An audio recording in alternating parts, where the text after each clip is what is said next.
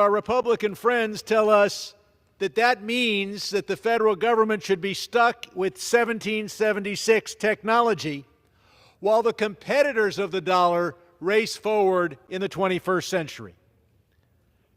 The largest super PAC expenditures in history occurred last year. The crypto industry spent more on independent expenditures. Take a look at this.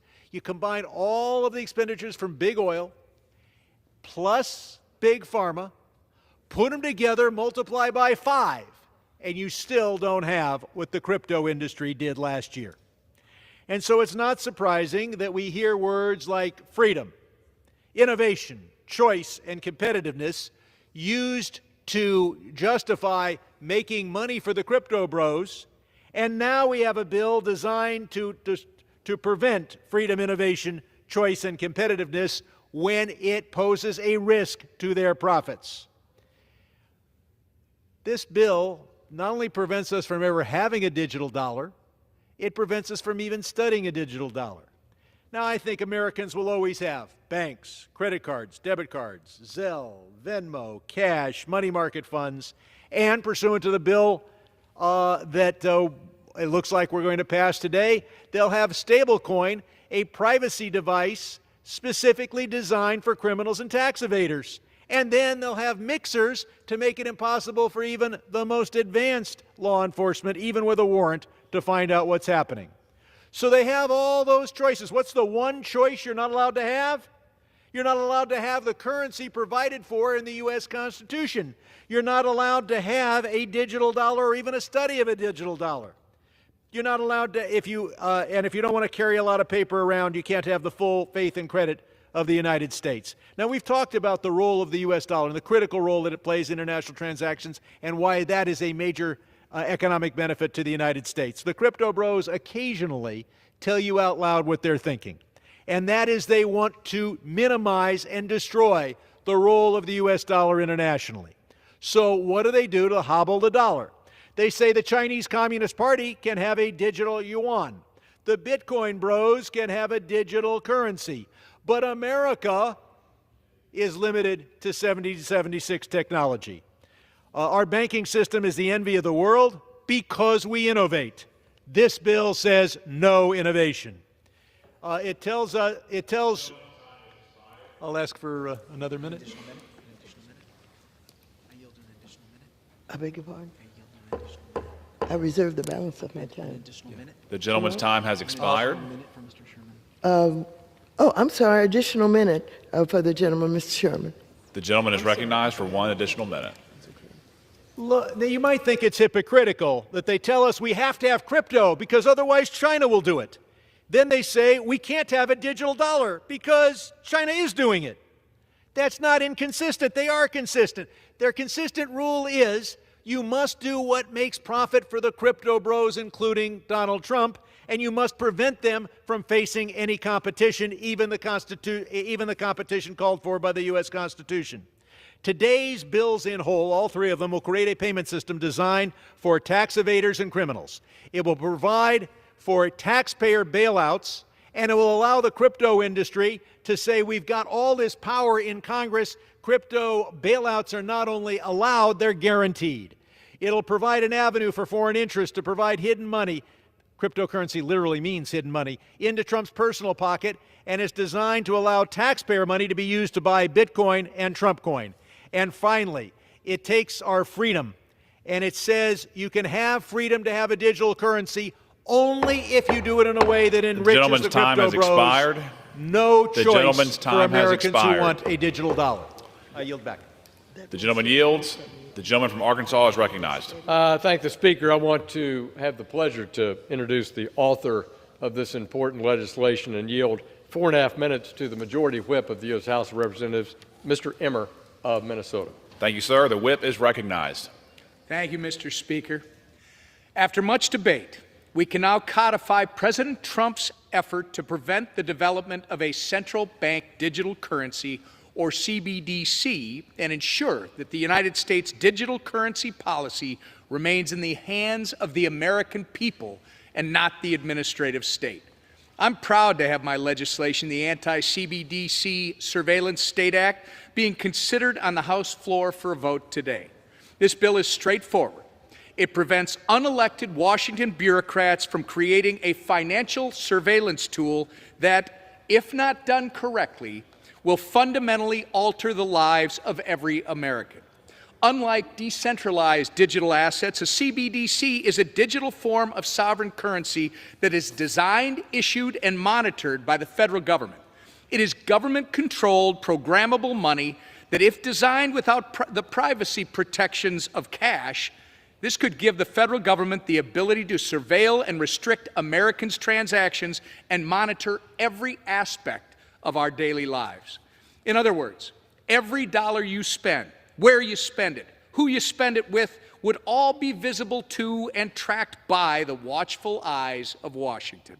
There would be no cash, no anonymity, no space for private financial decision-making. This isn't an inconceivable concept. We have already seen examples of governments developing these types of tools and using them to weaponize their financial systems against their citizens. The Chinese Communist Party employs a CBDC that is being used to monitor and restrict citizens' spending. The data is being used to develop a social credit system that rewards or punishes individuals based on their spending behavior. In Canada, the former Trudeau administration demonstrated the power of federal financial surveillance bank accounts of hundreds of truckers protesting the COVID vaccine mandate in 2022. Surely, this totalitarian surveillance tool would never take root in the United States. However, that assumption would be wrong. This is not a theoretical risk. It is a very real and very dangerous precedent. Under the Biden administration, financial surveillance was a core tenet of President Biden's policy agenda. In 2022, President Biden issued an executive order placing urgency on CBDC research and development. Moreover, the agency reports created under that executive order made it clear that the previous administration was eager to create a CBDC and was willing to trade Americans' right to financial privacy for a CCP-style surveillance tool. Our bill, the Anti-CBDC Surveillance Act, prevents future administrations from weaponizing this technology against the American people, while ensuring that any development of digital money reflects our American values of privacy, individual sovereignty, and free market competitiveness. If not designed to be open, permissionless, and private with a capital P, resembling cash, a government-issued CBDC is nothing more than an Orwellian surveillance tool that will be used to erode the American way of life. The federal government has no business monitoring Americans' daily financial lives. We don't need or want a state-run digital dollar with Chinese Communist Party characteristics. We need to protect the core principles that make this country exceptional: liberty, limited government, and the right to privacy. We are on the verge of the next game-changing technological evolution, and we must embrace this push for a more developed digital economy. In doing so, we cannot jeopardize who we are as Americans, and this bill is designed to ensure just that. I want to thank Chairman Hill and Chairman Stile for their tireless work and advocacy on this issue, in addition to the 135 members of Congress who have joined as co-sponsors of our legislation. I urge all my colleagues to support this bill, and I yield back the balance of my time. Gentleman yields. Gentleman reserves. The gentleman reserves. The gentlelady from I California reserve is the balance recognized. of my time. The gentlelady reserves. Do what? The gentleman from Arkansas is recognized. Thanks, Mr. Speaker. I would like to yield 2 minutes to the chairman of our subcommittee on oversight, Mr. Muser of Pennsylvania. Gentleman is recognized. Thank you, Mr. Speaker, and I do thank the chairman of our full committee, Chairman Hill, for his leadership. I do rise in support of H.R. 1919, the Anti-CBDC Surveillance Act, led by Whip Emmer. This bill is about defending our Constitution and protecting the privacy of the American people. The Constitution is unambiguous in Article 1, Section 8, which grants only Congress the exclusive authority to coin money, regulate the value thereof, and a foreign coin. This is a clear provision of the United States Constitution. It's a foundational element of our constitutional republic designed to keep such important authority over our nation's currency issuance within the hands of the people's representatives. A central bank digital currency would centralize unprecedented power in the federal government and could open the door to real-time surveillance of every financial transaction in America. Existing banking practices safeguard Americans' privacy. A CBDC could undo that protection overnight, creating a tool ripe for abuse. Even though the Constitution is clear, this bill restrains the Fed from even considering a central bank digital currency, reinforces Congress's constitutional authority over currency, and ensures that digital dollar reflects our founding principles.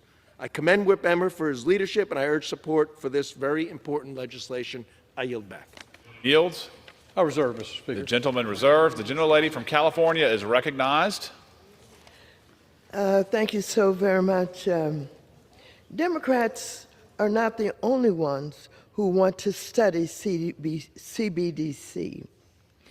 In 2021, my dear friend, Chairman Hill, worked with Representative Foster to introduce the Central Bank Digital Currency Study Act.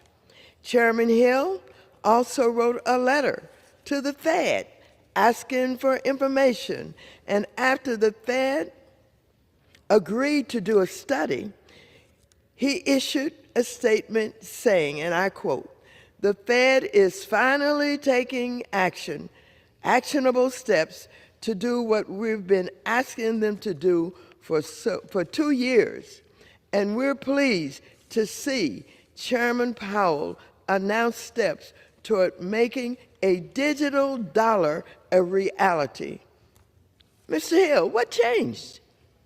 We need more research. We need to learn more. So we need to vote no on this bill. It goes in the opposite direction from what you want and what you've been asking for. And finally, we have a chance to vote, and certainly I'm asking for a no vote, and I would hope that you would too. I reserve the balance of my time. The gentlelady reserves. The gentleman from Arkansas is recognized. Mr. Speaker, I'd like to yield 2 minutes to the gentleman from Middle Tennessee, Mr. Rose. The gentleman from Tennessee is recognized.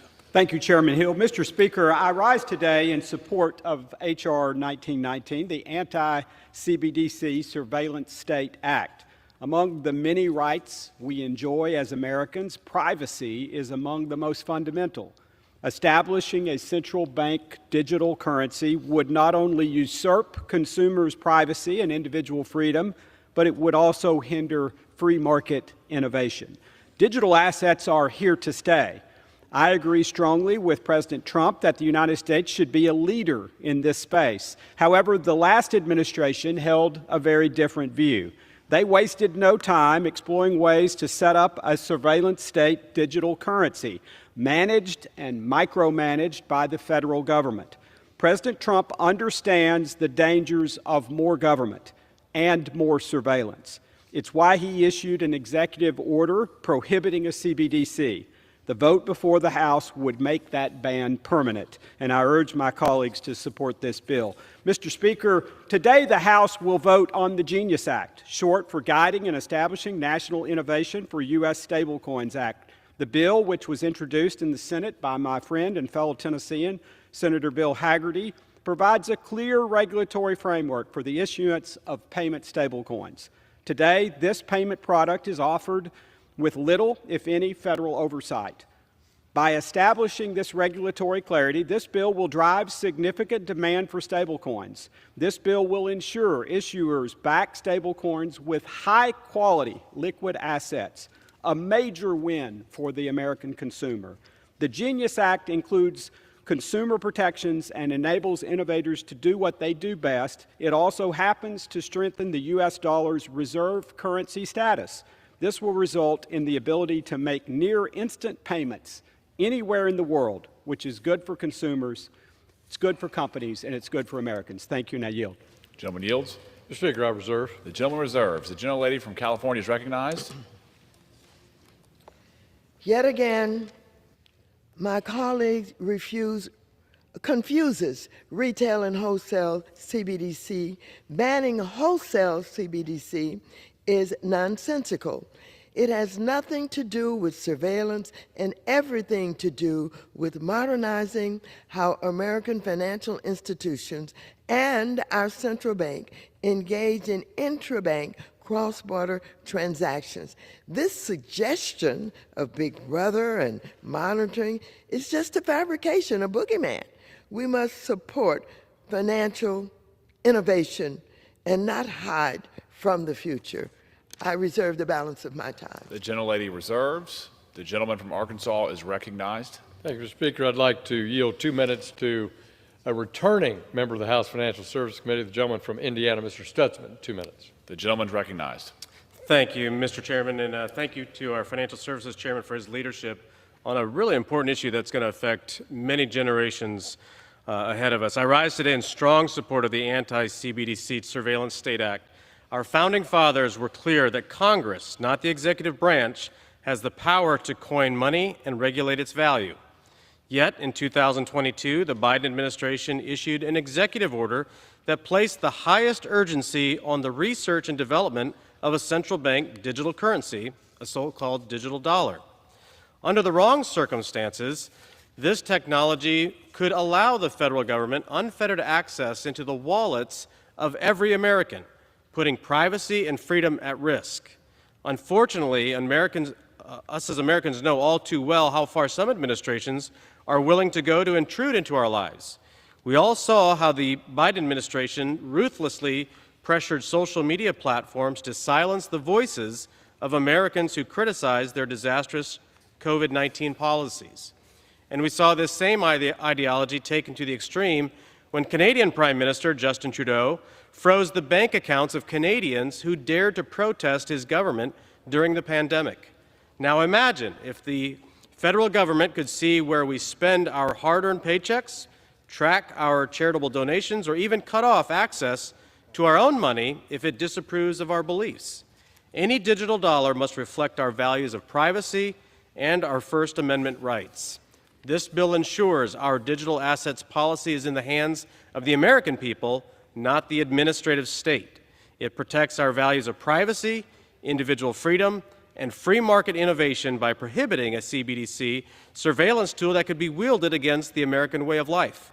I am proud to be a co-sponsor of this important legislation, and I thank Whip Emmer and Chairman Hill for their outstanding leadership on this important issue. I urge my colleagues to support this legislation, and I yield back. Gentleman yields. Reserve. Gentleman reserves. The gentlewoman from California is recognized. I reserve the balance of my time. Gentlelady reserves. The gentleman from Arkansas Thank you, is Mr. Speaker. recognized. I'd like to yield 1 minute to the great gentleman from the prettiest district outside Arkansas, the gentleman from California, Mr. Collins. Gentleman's recognized.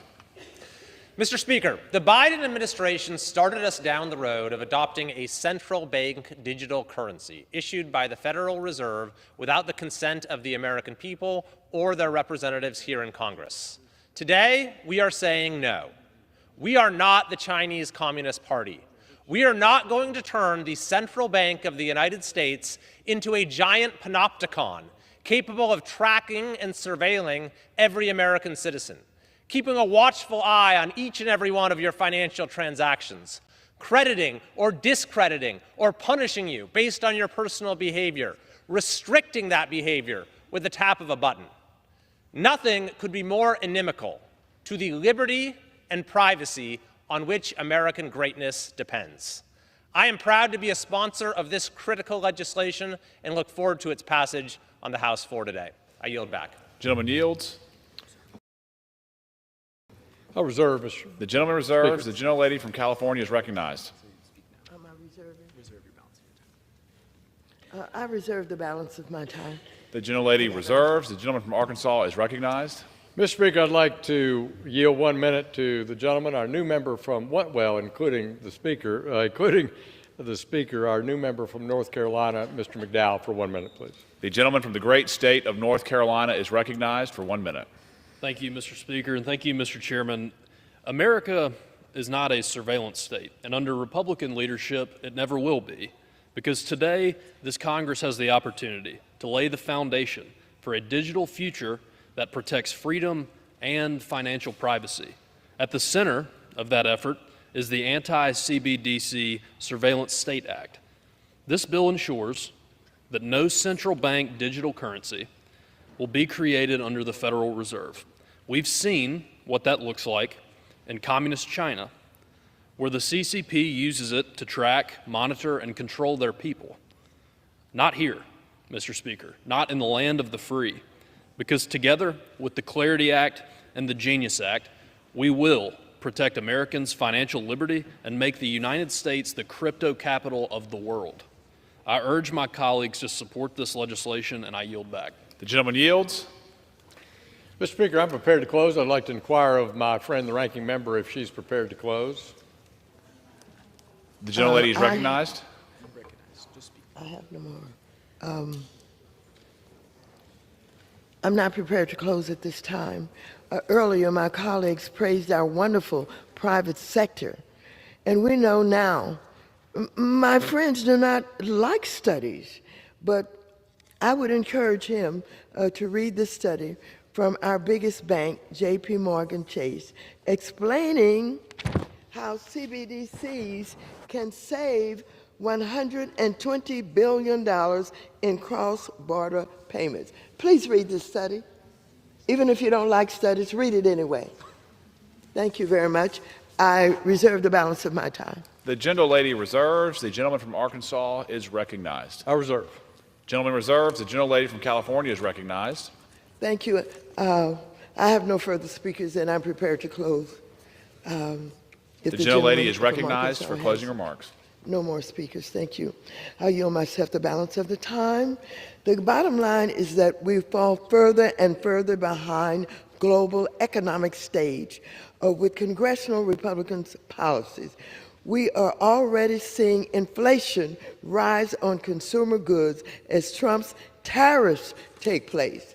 And now Republicans want to raise the cost of auto loans, credit, card fees, and mortgages for Americans by forcing the dollar to become a relic of the past. That is why I will vote no. And of course, Mr. Himes made a great argument and a great point about ignorance. And he believes that this is an ignorant bill, and it just does not speak well for the members of Congress not wanting to do research and study to determine what is in the best interest of the dollar in our country. I yield back the balance of my time. The gentlelady yields back. The gentleman from Arkansas is recognized. Thank you, Mr. Speaker. I yield myself the remainder of my time. First, I want to say thank you to the members of the House Financial Services Committee and the members of the House Agriculture Committee for all the work that they've put in on both sides of the aisle.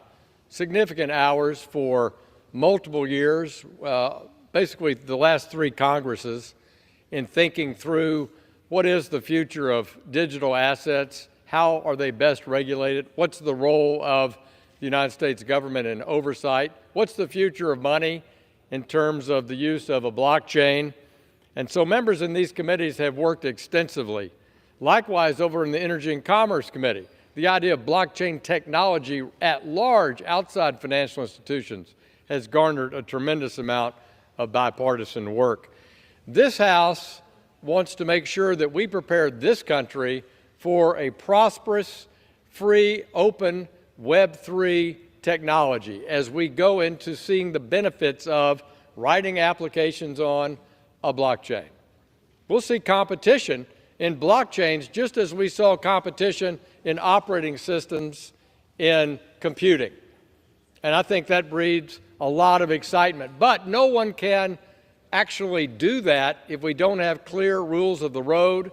We've spent this morning debating those rules of the road, that The Clarity Act that we debated on this House floor provides that market framework for the use of digital assets, custodying digital assets, investing in digital assets, or dealing or raising capital around them. It clearly defines what should be treated as a commodity versus what should be treated as a security. We talked about that important payment device on a blockchain for use in that marketplace that's outlined in Clarity, and that's a dollar-backed stablecoin.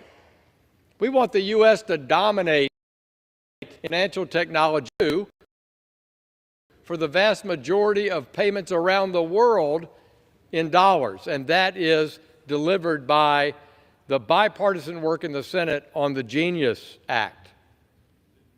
So I want to start by thanking those members, and I also want to recognize the incredibly hardworking staff members on the House Agriculture Committee and the House Financial Services Committee who've worked together unbelievably, capably, cooperatively, effectively over these last two Congresses, just as they did at the height of the cleanup from the financial crisis in 2008, when House Financial Services and the Ag Committee came together to write rules about the swap market.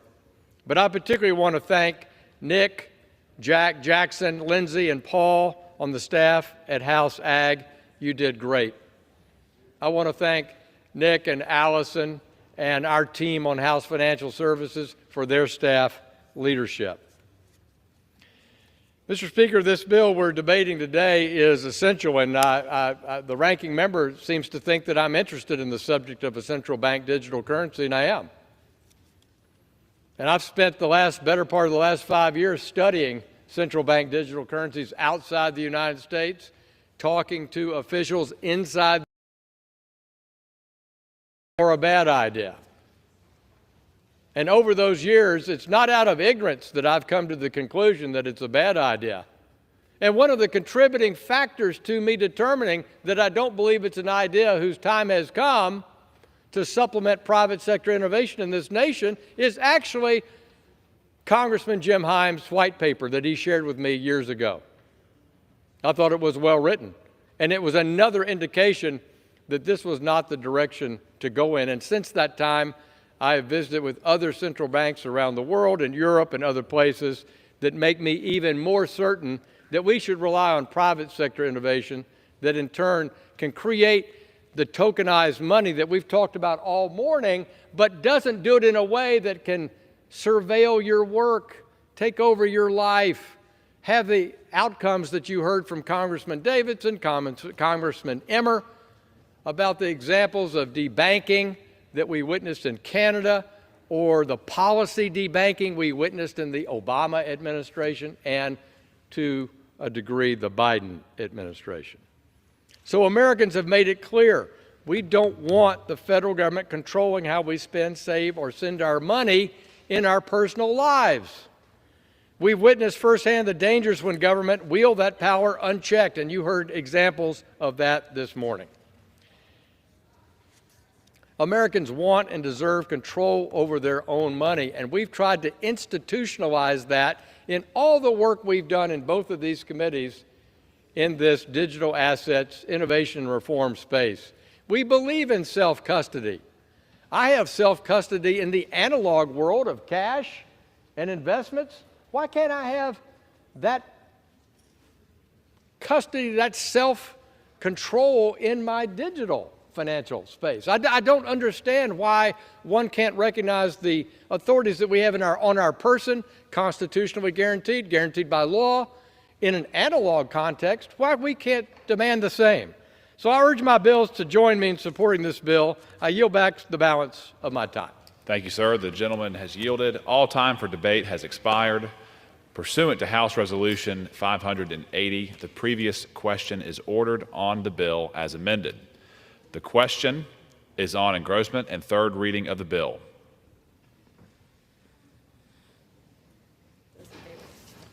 Those in favor say aye. Aye. Those opposed, no. In the opinion of the chair, the ayes have it. The third reading. A bill to amend the Federal Reserve Act to prohibit the Federal Reserve banks from offering certain products or services directly to an individual, to prohibit the use of central bank digital currency for monetary policy and for other purposes. The question is on the passage of the bill. Those in favor say aye. Those opposed say no. The ayes have it. The bill is passed. Mr. Speaker? For what purpose does the gentlelady rise? What? The yeas and nays. The yeas and nays. The yeas and nays are requested. Those favoring a vote by the yeas and nays will rise. A sufficient number having risen, the yeas and nays are ordered. Pursuant to Clause 8 of Rule 20, further proceedings on this question will be postponed.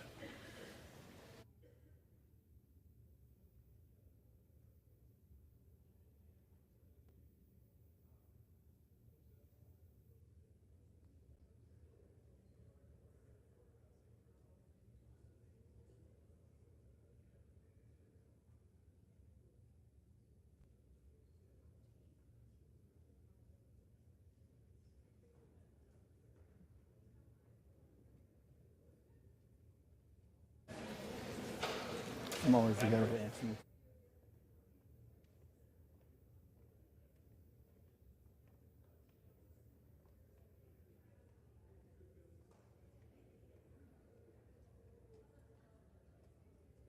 Is that Rule 18?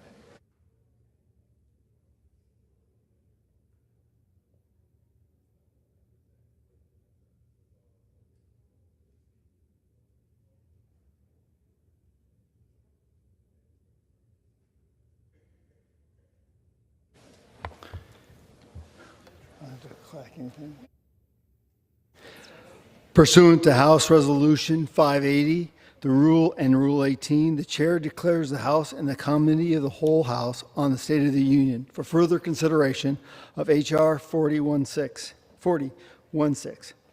Will the gentleman from North Carolina, Mr. Knott, kindly take the chair?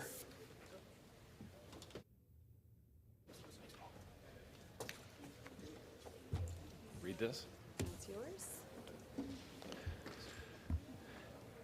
The House is in the Committee of the whole House on the State of the Union for the further consideration of H.R. 4016, which the clerk will report by title. A bill making appropriations for the Department of Defense for fiscal year ending September 30th, 2026, and for other purposes.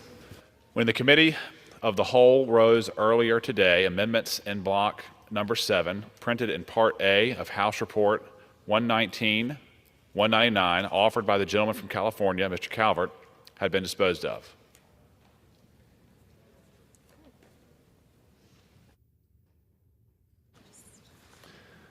The chair understands that amendment number 48 will not be offered. For what purpose does the gentlewoman from Minnesota rise? Thank you, Mr. Chair. I rise as his designee of the gentlewoman from Connecticut, and I move to strike the last word. The gentlewoman is recognized for 5 minutes. Mr. Chair, I yield to the gentlewoman from Ohio, the distinguished ranking member of the Energy and Water Subcommittee, Ms. Capter. The gentlelady is recognized. Thank you. Thank you, Mr. Chair. Thanking also Ranking Member McCullough and Chair Calvert. As a senior member on the Defense Appropriations Subcommittee, I'm deeply concerned and disappointed by this legislation.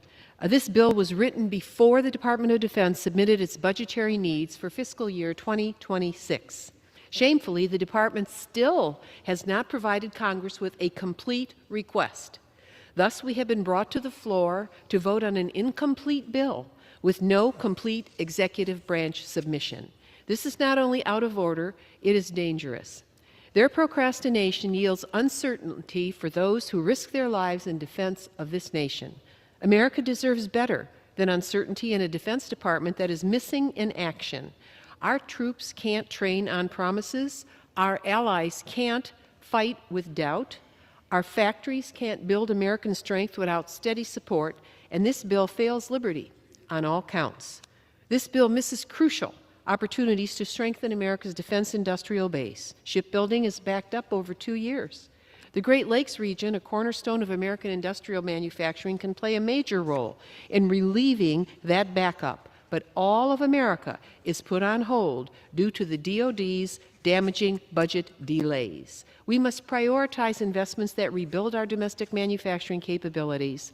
Our military should never have to fight with or depend on foreign sources for materials, critical minerals, or key military components. Furthermore, by cutting all funding for Ukraine, this bill dangerously ignores history at our own peril. At our founding, Patrick Henry heroically proclaimed, "Give me liberty or give me death."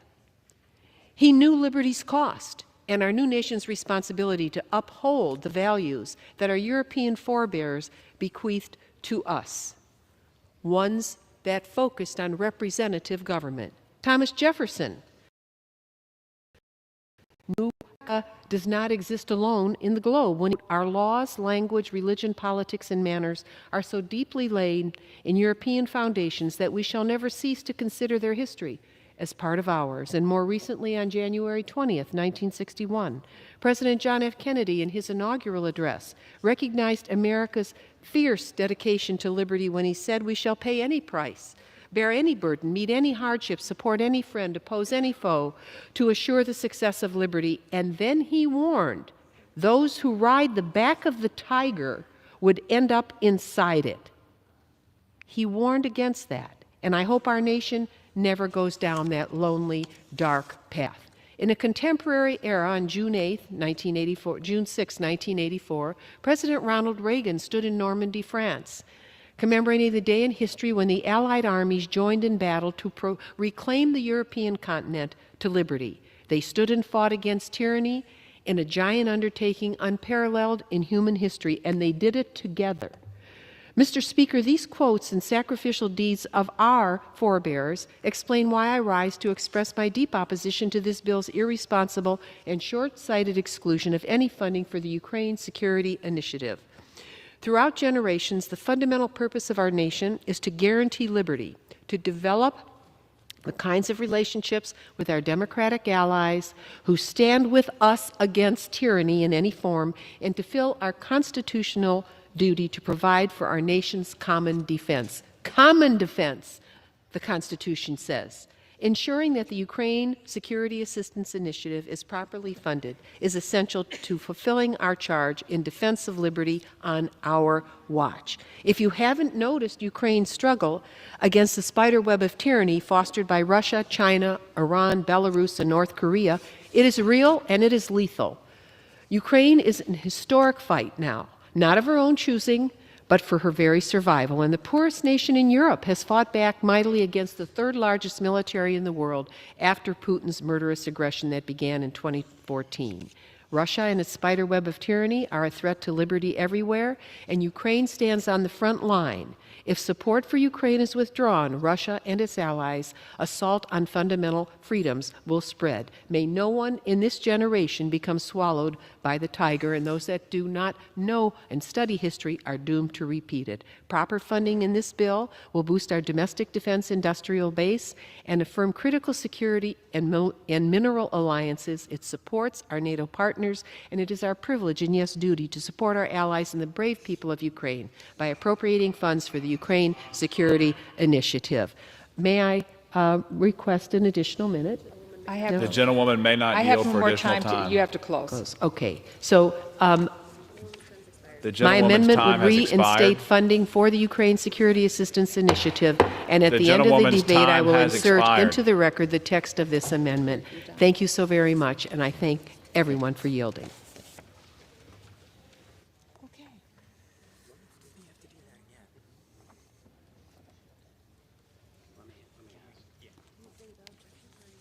Hang on, don't move, don't move.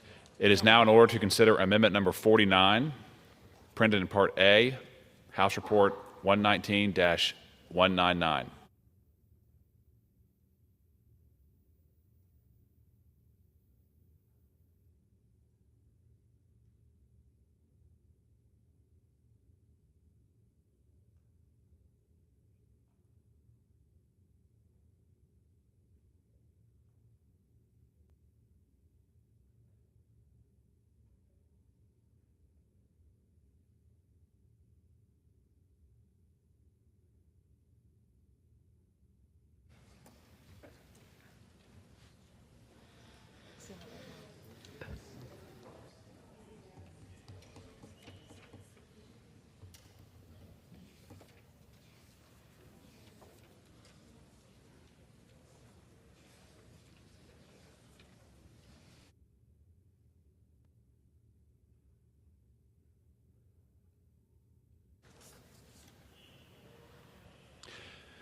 It is now in order to consider Amendment 57, printed in Part A of House Report 119-199. For what purpose does the gentleman from Ohio seek recognition? The clerk will designate the amendment. Amendment number 57, printed in Part A of House Report number 119-199, offered by Mr. Davidson of Ohio. Pursuant to House Resolution 580, the gentleman from Ohio, Mr. Davidson, and member opposed each will control 5 minutes. The chair recognizes the gentleman from Ohio. Thank you, Mr. Speaker. I rise today to urge you and all our colleagues to support Amendment number 57 to the FY 2026 Department of Defense Appropriations Bill. This amendment strikes Section 8072, a misguided rider that prohibits the Navy from decommissioning Littoral-class combat ships. The state of shipbuilding in the United States is nothing we would hope to have. It is broken, and this program maybe represents the pinnacle of its brokenness. The ship doesn't accomplish what it was designed for. I'm encouraged when I speak to the chairman to know that it's being put to use elsewhere, but it is not accomplishing the mission that the Navy needs it for. This provision ties the Navy's hands, forcing it to retain a deeply flawed, costly, and ineffective class of ships that undermines our national security, endangers our sailors, and wastes taxpayer dollars when we could move forward and build a ship that could accomplish the mission. President Trump's trying to take leadership over this and fix it, and this ties his hands in a way that prevents options. We should leave the Commander-in-Chief that decision. The Littoral combat ship program, costing over $30 billion, with each ship priced at roughly $500 million, is a textbook example of Pentagon inefficiency and contractor-driven bloat. Designed as a light, fast, customizable vessel for near-shore warfare, the LCS has instead become a symbol of our flawed procurement system. Since its inception, the program has been plagued by persistent propulsion system failures, weapon system integration issues, hull problems, and rampant cost overruns. A 2022 GAO report exposed the LCS's shortcomings. It has not demonstrated the operational capabilities needed for its Navy mission. Operational testing revealed significant challenges, including the ship's inability to defend itself if attacked, and frequent failures of mission-essential equipment on the ships. Deployments have been marred by breakdowns and setbacks, rendering these ships unreliable at best. Mr. Speaker, forcing the Navy to maintain a fleet of broken, expensive ships is simply irresponsible, and I think it's wrong to tie our Commander-in-Chief's hands. Our sailors deserve the best, most reliable vessels to defend our nation. Every dollar spent on the LCS is a dollar diverted from building a stronger, more capable fleet. Retaining these ships compromises readiness, squanders limited resources, and puts lives at risk. My amendment restores the Navy's authority to make strategic decisions about its fleet and frees up resources for platforms that actually enhance our national security. I urge our colleagues to put the safety of our sailors and the strength of our Navy first. Vote yes on Amendment 57. I yield back. Does the gentleman yield back? The gentleman yields. Does any member claim time in opposition? Does any member claim time in opposition? For what purpose does the gentleman from Florida rise? For what purpose does the gentleman from Florida rise? Mr. Speaker, I rise today in opposition to the Davidson Amendment that would decommission littoral combat ships. Gentleman is recognized for 5 minutes. Today, our nation is facing growing and real threats from adversaries around the world. China, who continues to rapidly grow their naval capacity at an alarming rate, Iran and its proxies, terrorist proxies who are threatening our allies and disrupting free trade in the Red Sea, and then finally, South American cartels and drug smugglers who harm the health and well-being of American citizens. To face these growing threats, our Navy must rise to the occasion. That means projecting strength throughout the world while bolstering our naval fleet. The LCS supports America's maritime security, sea control, and deterrence, and importantly, President Trump's agenda. Just this past April, the USS Minneapolis St. Paul helped the U.S. Coast Guard stop 2 alleged drug smuggling operations in the Caribbean Sea. These ships assist in stopping narcotics, protecting the homeland from illicit maritime drug trafficking, and securing our border. Also, sea mines are actually responsible for more damage to U.S. naval warships than any other weapon since World War II. Although it is 10 years after originally planned, the LCS platform is now providing support for detecting, localizing, neutralizing surface, near-surface, moored, and bottom mines, helping our sailors to stay safe around the world.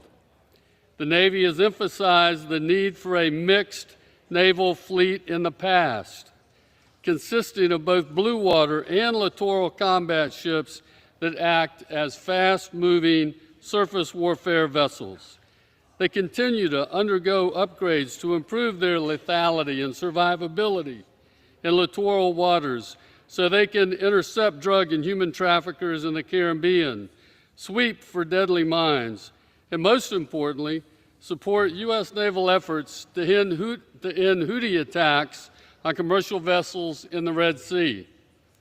Our littoral combat ships have risen to the occasion to defend our homeland. They have provided the necessary backup needed to protect America's homeland and abroad. If we want our military to continue to be the best in the world, Mr. Speaker, we cannot throw away a dime to save a nickel, especially when an LCS vessel has only reached its half-life cycle. But that's exactly what this amendment could do. The decommissioning of the Navy's mixed fleet strategy, the LCS vessels, is not the answer to our budget constraints. And that's why I stand in opposition to this amendment, and I ask my colleagues to vote no on the Davidson Amendment. Mr. Speaker, I yield back. The gentleman yields back. The question is on the amendment offered by the gentleman from Ohio. Those in favor say yea. Those opposed say no. In the opinion of the chair, the noes have it. The amendment is not agreed to.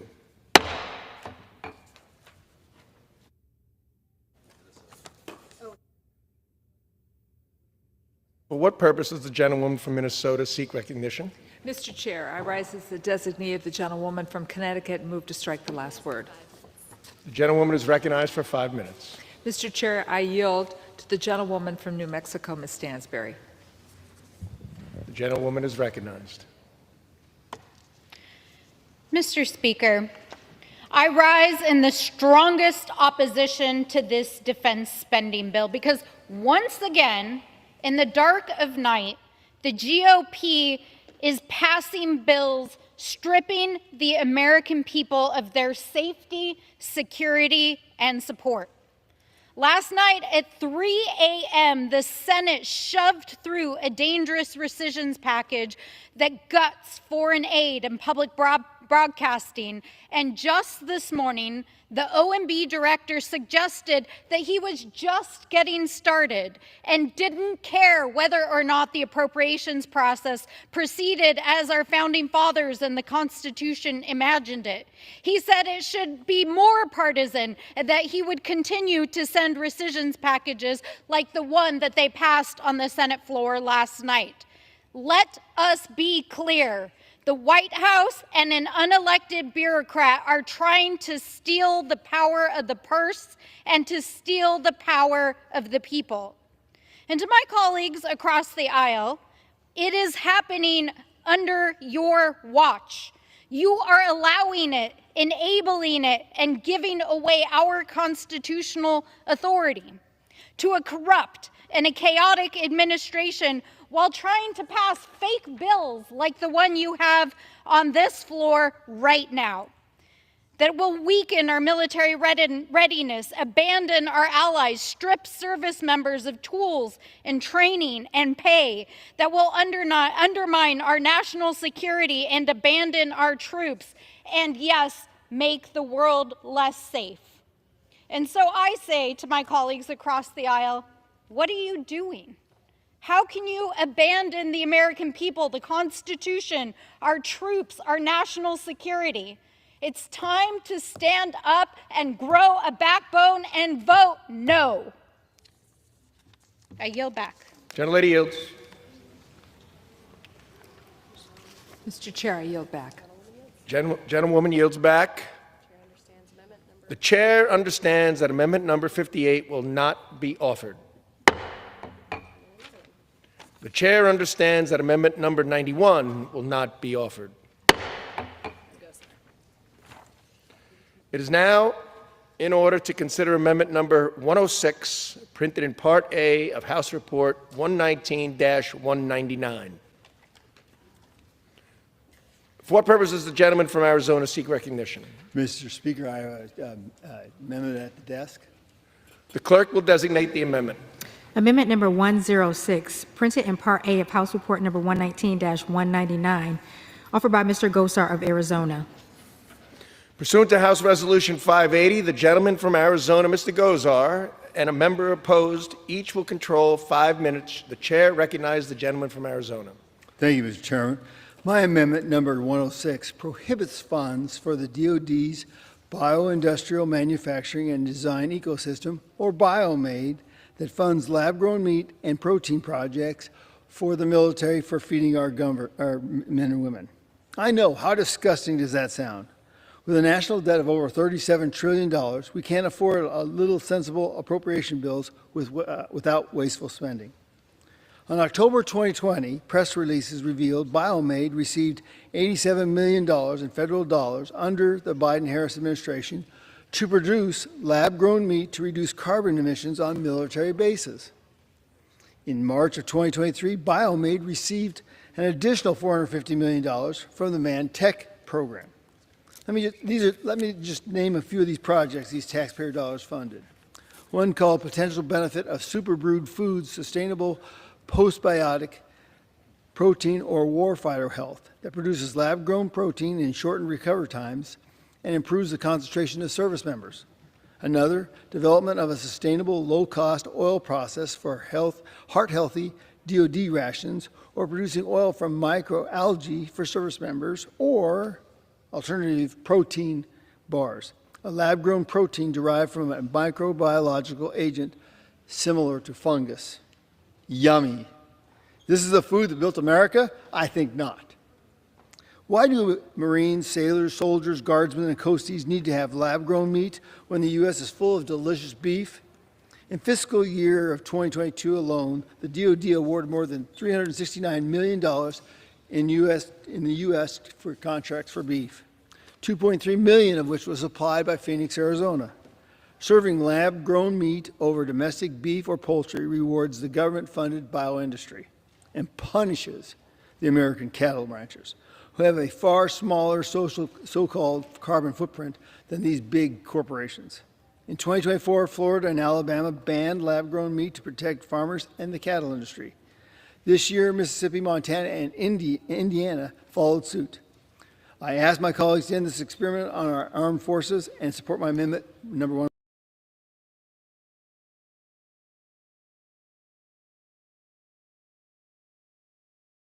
California seek recognition.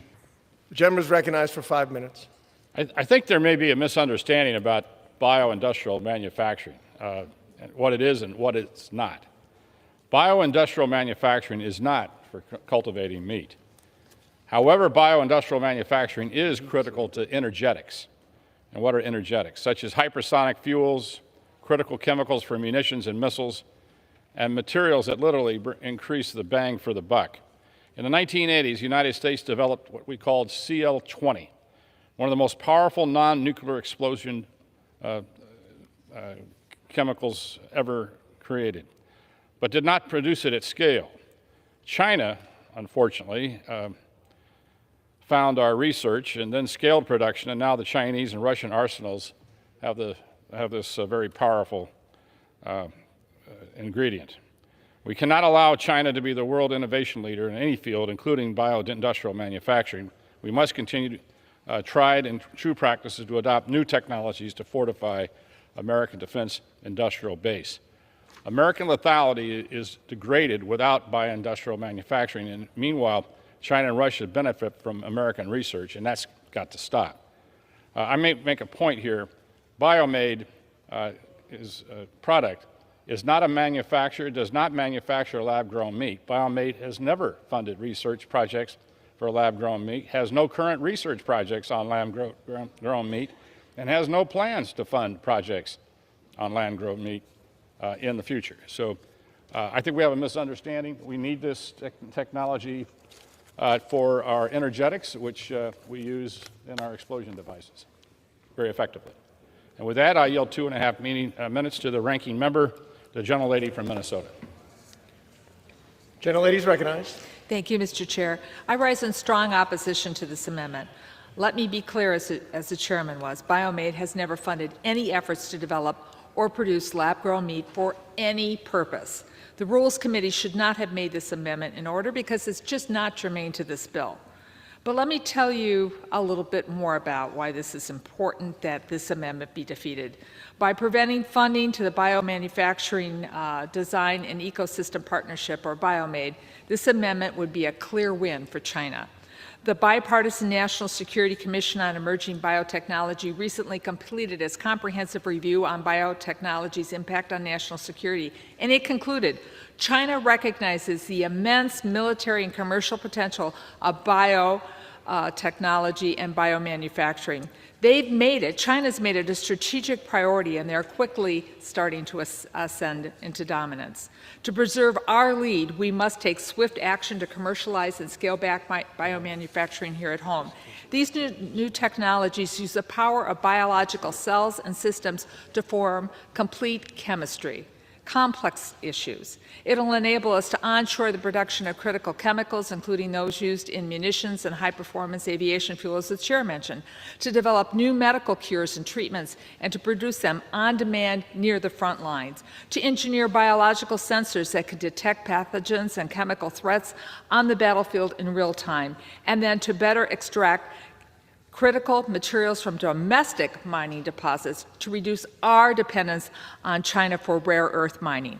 And that, again, Mr. Chair, is why the National Security Commission report recommended that Congress support a network of manufacturing facilities to scale up bioindustrial production, including for defense needs. So BioMade is a private-public partnership with nearly 300 members across 37 states. Its mission is to partner with industry to enable innovators to pilot new industrial products and facilities across the country that are linked to regional supply chains and agricultural feedstocks, and train the future workers in this industry.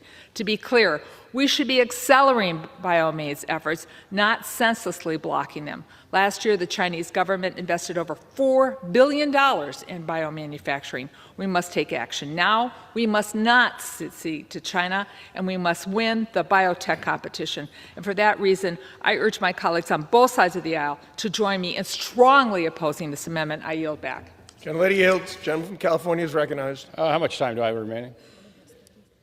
Gentleman has 30 seconds remaining. I yield to the gentleman for a quick question. I'll reserve. Gentleman reserves. Gentleman from Arizona is recognized. Yes, I'm a little bit confused here. So I want to ask a question. If we're doing good faith advertising to the American people, because that's what our job is, tell me why we would actually say potential benefit of super brewed foods, sustainable postbiotic protein, and warfighter health. That's awfully not what you're talking about. And then we're talking about the sustainable low-cost oil process for heart-healthy DoD rations. And then the other side's moniker to go low carbon, getting rid of cattle. Now you wonder why the cattle industry has problems in understanding why you're doing this. So I accept what the gentleman said in regards to what BioMade is, but your truth in advertising fails dismally to the American public, because that's what it says here. I yield to the gentleman from Very quickly, our interests are energetics that goes into explosion devices, which is primarily a big part of that is the BioMade industry. Well, I'd love to see that all the money go to that aspect, but not to these substitutes for meat. Okay? I'm not interested in the substitute for meat. Yeah, I am interested in substitute because I don't think our warfighters should have to have that. And I would like people to make that distinction, even if it costs me the amendment. I yield back. Gentleman yields back. Gentleman from California. Yield back. Gentleman yields. It is on the amendment offered by the gentleman from Arizona. Those in favor say aye. Those opposed say no. In the opinion of the chair, the noes have it. The amendment is not agreed to.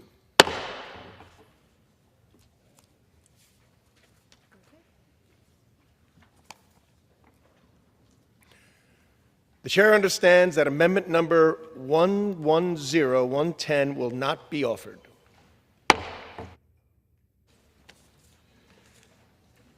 It is now in order to consider amendment number 111, printed in Part A of House Report 119-199. For what purpose does the gentlewoman from Georgia seek recognition? Mr. Speaker, I have an amendment at the desk. The clerk will designate the amendment. Amendment number 111, printed in Part A of House Report number 119-199, offered by Ms. Green of Georgia. Pursuant to House Resolution 580, the gentlewoman from Georgia, Ms. Green, and a member opposed will control 5 minutes each. The chair recognizes the gentlewoman from Georgia. Thank you, Mr. Speaker. We support our great men and women in our military, and we want to fund them to have the best equipment, be afforded the best housing, the best pay, and to be treated the best among the world. But I have an amendment today that would strike $118 million of funding to overseas humanitarian disaster and civic aid programs of the Department of Defense. These accounts fund programs for humanitarian assistance in foreign countries, in other nations, for foreign peoples, humanitarian mine action programs, foreign disaster relief, for foreign countries and foreign peoples that the American people are having to pay for. And I want to remind everyone, the American people are $37 trillion in debt because of this institution and the way Congress has spent their money. Think about our own national disasters and problems that we face here at home, the American taxpayer faces. Hurricane Helene, Hurricane Milton, the Lahaina wildfires, the LA wildfires, the Texas flooding, where there are still over 100 missing people, the opioid epidemic, the fentanyl epidemic, and all over the country, people are suffering. The American people voted to put America first. And Mr. Speaker, the American people are still being put last. Right now, The average health insurance premium for a family has risen by 22% since 2018. Fentanyl still kills hundreds of people every single day in America. And more than 32,000 veterans, people who served in our military, were homeless in 2024. And there were 6,407 suicides among Americans in 2022. This is unacceptable. In our Department of Defense appropriations funding, we should be funding for our military and not paying for funding for humanitarian aid in crisis in foreign countries. America simply cannot afford it anymore. Mr. Speaker, I reserve. Gentlelady reserves. For what purpose does the gentlelady from Minnesota seek recognition? Mr. Speaker, I rise in opposition to this amendment. Gentlewoman is recognized for 5 minutes. This program is designed to assure that our allies and partners of the U.S. are supported in times of trouble. This funding provides basic humanitarian aid and essential services to the populations in need. Let's talk about what it does for America's national security. This program is an important tool for our combatant commanders who use this to assist our allies, and it builds and cements our relationships. Let me just give you a few examples. When we help our allies improve their capacity to prepare and to respond for a crisis that will take place, when we help implement the Humanitarian Mine Action Program, this provides significant training, readiness, and enhanced benefits even to our United States military. It contributes to alleviating the worldwide problem of explosive remnants of war, which includes landmines, unexploded ordnance, and small arms munitions. The program allows our military to hone their critical wartime and military civilian skills, language, culture, and foreign international defense skills. And finally, through the Foreign Disaster Relief Program, a program executed by our combatant commanders, we provide a unique assistance during natural and man-made disasters when interagency support is requested. DoD's ability to respond rapidly with extensive manpower, transportation, communication capabilities is critically important in a time of crisis. When we assist in filling in these capability gaps with our partners, when we help contain the crisis and limit the threats to regional stability by providing relief aid within hours or with even days of a disaster. Each of these programs are vital to the success of our combatant commanders' relationships with their counterparts. Cutting these funds would lessen the ability of our armed forces to execute their missions. For these reasons, I oppose this amendment, and I ask my colleagues to do the same. But, Mr. Chair, I'd like to yield 30 seconds to the chairman of the committee, Mr. Calvert. Thank the gentlelady. This amendment strikes all funding for overseas humanitarian disaster and civil aid account. The funding is used by DoD to assist during humanitarian disasters. The funding is also used when specialized DoD experience is needed, such as detection and clearance of landmines, unexploded explosive ordnance, and other explosive remnants of war, which even to this day we are cleaning up World War II remnants. The President's budget, President Trump's budget request includes just over $100 million in funding for this account. I urge a no vote on this amendment and reserve the balance of my time. Gentleman reserves. Gentleman has no time to reserve. Yields back. The gentlelady from Minnesota is recognized. I would reserve my time. Gentlewoman reserves. Gentlelady from Georgia is now recognized. Mr. Speaker, the American people are $37 trillion in debt. The Department of Defense's mission statement is to deter war and ensure our nation's security. That is their mission, and that is exactly what their funding should be for.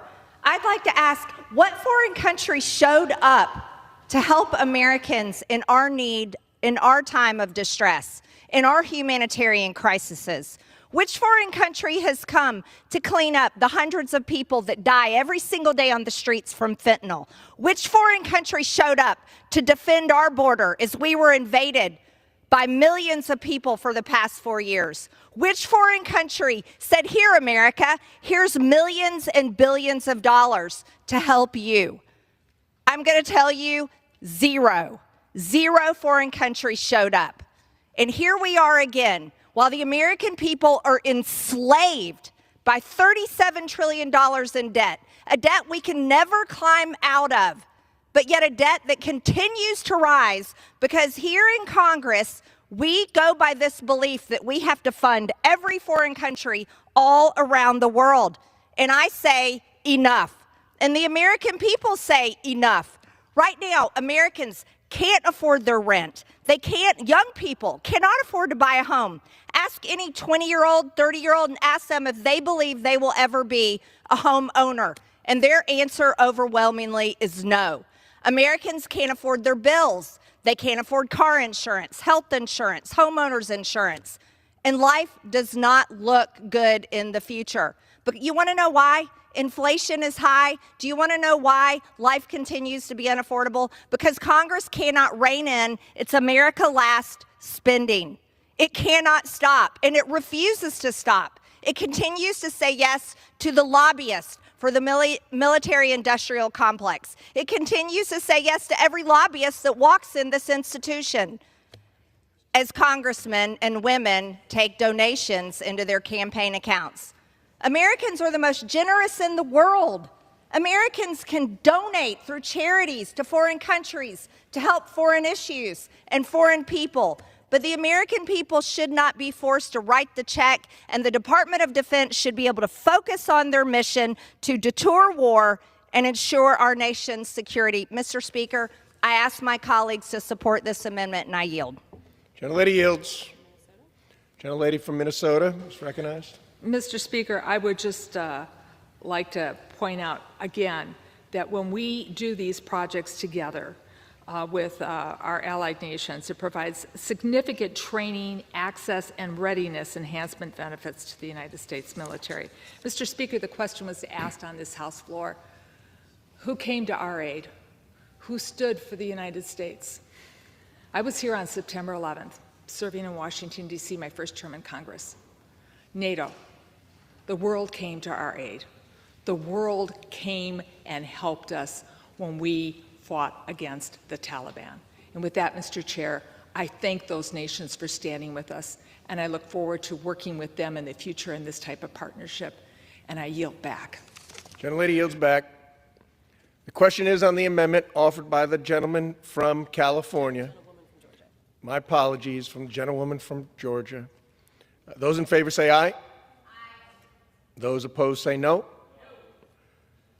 In the opinion of the chair, the noes have it. Mr. Speaker, I ask for a recorded vote. Gentlelady asks for a recorded vote. Pursuant to Clause 6 of Rule 18, further proceedings on the amendment offered by the gentlewoman from Georgia will be postponed. It is now in order to consider amendment number 112, printed in Part A of House Report 119-199. For what purpose does the gentlewoman from Georgia seek recognition? Mr. Speaker, I have an amendment at the desk. The clerk will designate the amendment. Amendment number 112, printed in Part A of House Report number 119-199, offered by Ms. Green of Georgia. Pursuant to House Resolution 580, the gentlewoman from Georgia, Ms. Green, and a member opposed, each will control 5 minutes. The chair now recognizes the gentlewoman from Georgia. Thank you, Mr. Speaker. As the House considers funding $831 billion to the Department of Defense for the funding of our great men and women in our military to defend our nation and our nation's interests, the American people are $37 trillion in debt. $37 trillion in debt. The debt keeps rising, and the interest on our debt is at $1 trillion now per year. $1 trillion. My amendment would strike $500 million of military assistance to Taiwan. This is an increase of $100 million from fiscal year 2025 and will be used to provide a wide variety of assistance, including planes, drones, missile defense, munitions, and more.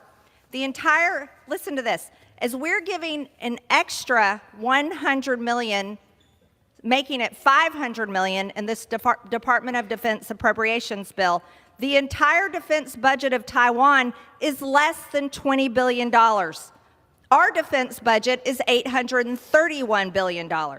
It wouldn't be so high if we weren't giving foreign aid.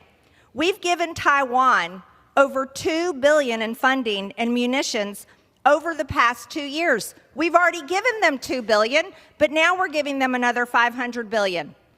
Increasing foreign aid to Taiwan will only increase their reliance on the United States. And the United States should be serving the American people and stop enslaving the American people in massive debt that drives the inflation that is causing Americans to suffer, that is causing Americans to not be able to afford everyday life. The United States is $37 trillion in debt, and we can't even hardly afford our own massive military budget, let alone funding the significant portions of other countries, of foreign countries, and foreign nations, and foreign people that do not pay taxes here in America. We have so many of our own domestic problems here at home and should not be funding foreign countries, foreign aids, and quite frankly, instigating World War III with China. Before we start worrying about Taiwan's borders or Ukraine's borders or any other country's borders, we should be focusing on the continued security of our own border and deporting the criminals and terrorists and millions of people that invaded our country and are somewhere within our country after they invaded our own borders. Mr. Speaker, I reserve. Gentlelady reserves. For purposes, the gentleman from California seek recognition. I rise in opposition to the gentlelady's amendment. Gentleman is recognized for 5 minutes. I greatly admire the gentlelady from Georgia's passion for ensuring support for our overseas allies, our wise use of taxpayers' dollars, but support for Taiwan must be part of that equation. Just yesterday, the Trump administration released a statement of administration policy for the Defense Appropriation Bill, very supportive of the bill we produced.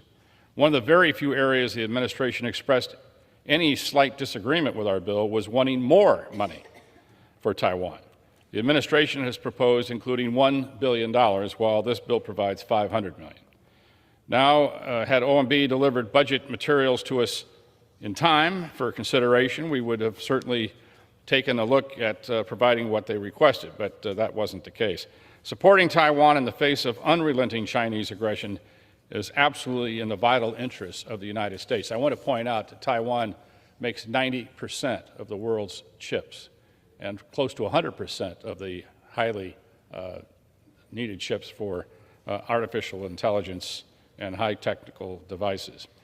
The funding will go a long way to make sure that Taiwan has the resources necessary to help prevent a Chinese invasion. That's the position of the Trump administration, and that's the position of this bill. With that, I urge a no vote on the amendment and reserve the balance of my time. And I yield, I yield 2 minutes to the ranking member, the gentlelady from Minnesota. Gentlelady is recognized. Thank you, Mr. Chair. Mr. Chair, I am very, very proud of my vote to vote against the President's big tax package, which added $3.4 trillion debt to our national debt over the next 10 years. But right now I'm rising in opposition to this amendment. America's strength around the world does not only stem from our military power, but our network of alliances in Europe and the Pacific that allow us to project power. Our allies support us and we support them. That means when our allies are threatened, the United States needs to be with them. That's exactly what we're doing in Ukraine, helping a sovereign nation defend itself against defend its democracy from Russian aggression. A similar situation could easily occur in the Pacific, where Taiwan is threatened by the People's Republic of China. China has a recent history of seizing territory. Look at the invasion of Tibet in the 1950s. They've suppressed democracy in Hong Kong. And when the Chinese president speaks of reunification of Taiwan, we should believe that he will attempt it. We cannot allow that to happen. China may not stop with Taiwan. If Taiwan falls, other Pacific island nations like the Philippines would be threatened. And America is not alone in these concerns. Japan, South Korea, Australia, New Zealand are deeply concerned about the future of Taiwan's democracy. And that's why they're working with us to deter China and to prevent an invasion of Taiwan from happening. The $500 million in this bill will assist Taiwan in preparing their military, increasing their readiness and their deterrence capabilities. So I support the inclusion of the funds in this bill, and I strongly oppose this amendment. I ask my colleagues to do the same, and I yield back. Gentlelady yields. The gentlewoman from Georgia is recognized. Thank you, Mr. Speaker. The best way to compete with China is have a strong American economy. We shouldn't be having to fund the protection of a foreign country that is producing over 90% of our chips when we should be producing those chips right here at home.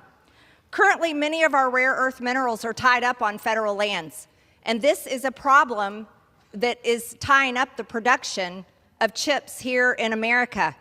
You see, America should be building our strength and resilience. Instead of an additional $500 million being given to Taiwan for their defense budget, we should be investing that $500 million into America's ability to produce chips, so that we don't have to be the world's police that go defend all these other foreign countries from China's aggression. The best way to beat China is with a strong America. But decades of America-last policies where our manufacturing jobs were sent overseas and sent to China is what made China strong. America created that problem. And America is continuing to create that problem by dependence on foreign countries for our own manufacturing. This is why rural America has been crumbling for decades, because of the economic loss of their own small towns. In America today, the cost of college tuition has increased by over 180%. That means it's unaffordable for many students, and they're laden with student loan debt. According to American Compass in 1985, 40 weeks of a typical worker's income could provide the middle-class essentials for a family of 4. But now, this requires over 62 weeks of income, exceeding the 52 weeks in a year. Life is unaffordable for Americans, Mr. Speaker. We're $37 trillion in debt. I urge my colleagues to vote for my amendment, and I yield. Gentlelady yields. Gentleman from California? Yield. Gentleman yields. Question is on the amendment offered by the gentlewoman from Georgia. Those in favor say aye. Aye. Those opposed say no. In the opinion of the chair, Mr. the noes Speaker, have it. I ask for the recorded vote. Gentlelady asks for a recorded vote. Pursuant to Clause 6 of Rule 18, further proceedings on the amendment offered by the gentlewoman from Georgia will be postponed.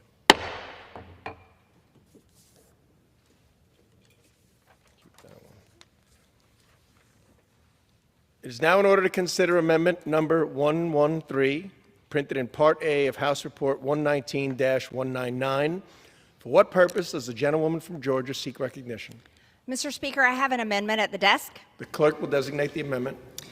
Amendment number 113, printed in Part A of House Report number 119-199, offered by Ms. Green of Georgia. Pursuant to House Resolution 580, the gentlewoman from Georgia, Ms. Green, and a member opposed, each will control 5 minutes. The chair now recognizes the gentlewoman from Georgia. Mr. Speaker, as we're debating today the $831 billion defense appropriation bill, it's important to talk about the foreign aid that is in this bill and why it must be stopped. The American people are $37 trillion in debt, and this institution is to blame for it. You see, it's Congress and the men and women that serve in Congress that can never say no to every single lobbyist and every single foreign country that walks in their office. My amendment today, would strike the funding for HIV prevention education activities in foreign countries. This bill provides at least $15 million for HIV prevention educational activities undertaken in connection with the United States military training, exercises, and humanitarian assistance activities conducted primarily in African nations. My amendment would strike this provision to ensure that taxpayer dollars are not being wasted teaching African soldiers about how to have safe sex. I mean, this is an issue that should be resolved by now. The U.S. already spends a massive amount of money on HIV/AIDS, primarily through PEPFAR, the President's Emergency Plan for AIDS Relief. To date, U.S. funding for PEPFAR has totaled over $120 billion. That's $120 billion that the American people do not have. that never helped them solve any of their problems. This has grown from $1.9 billion in fiscal year 2004 to $6.5 billion in fiscal year 2025. Additionally, the National Security Department of State and related programs appropriations bill released this week would provide $5.8 billion to prevent and treat HIV/AIDS globally. When the American people are $37 trillion in debt, their credit cards are maxed out. Young people in America have no hope for the future. Why are we continually paying for HIV prevention activities and education in Africa and other foreign countries? And how does this provide for the defense of our nation? It doesn't. Again, the American people are some of the most generous people in the world. They donate to charities, causes, and all types of organizations and foundations to help people. This should be a private donation out of the generousness of their heart. It shouldn't be part of our defense appropriation bill that's already $831 billion. When do we ever look at the balance sheet? When do the American people's empty pockets ever matter to Congress, Mr. Speaker? I reserve.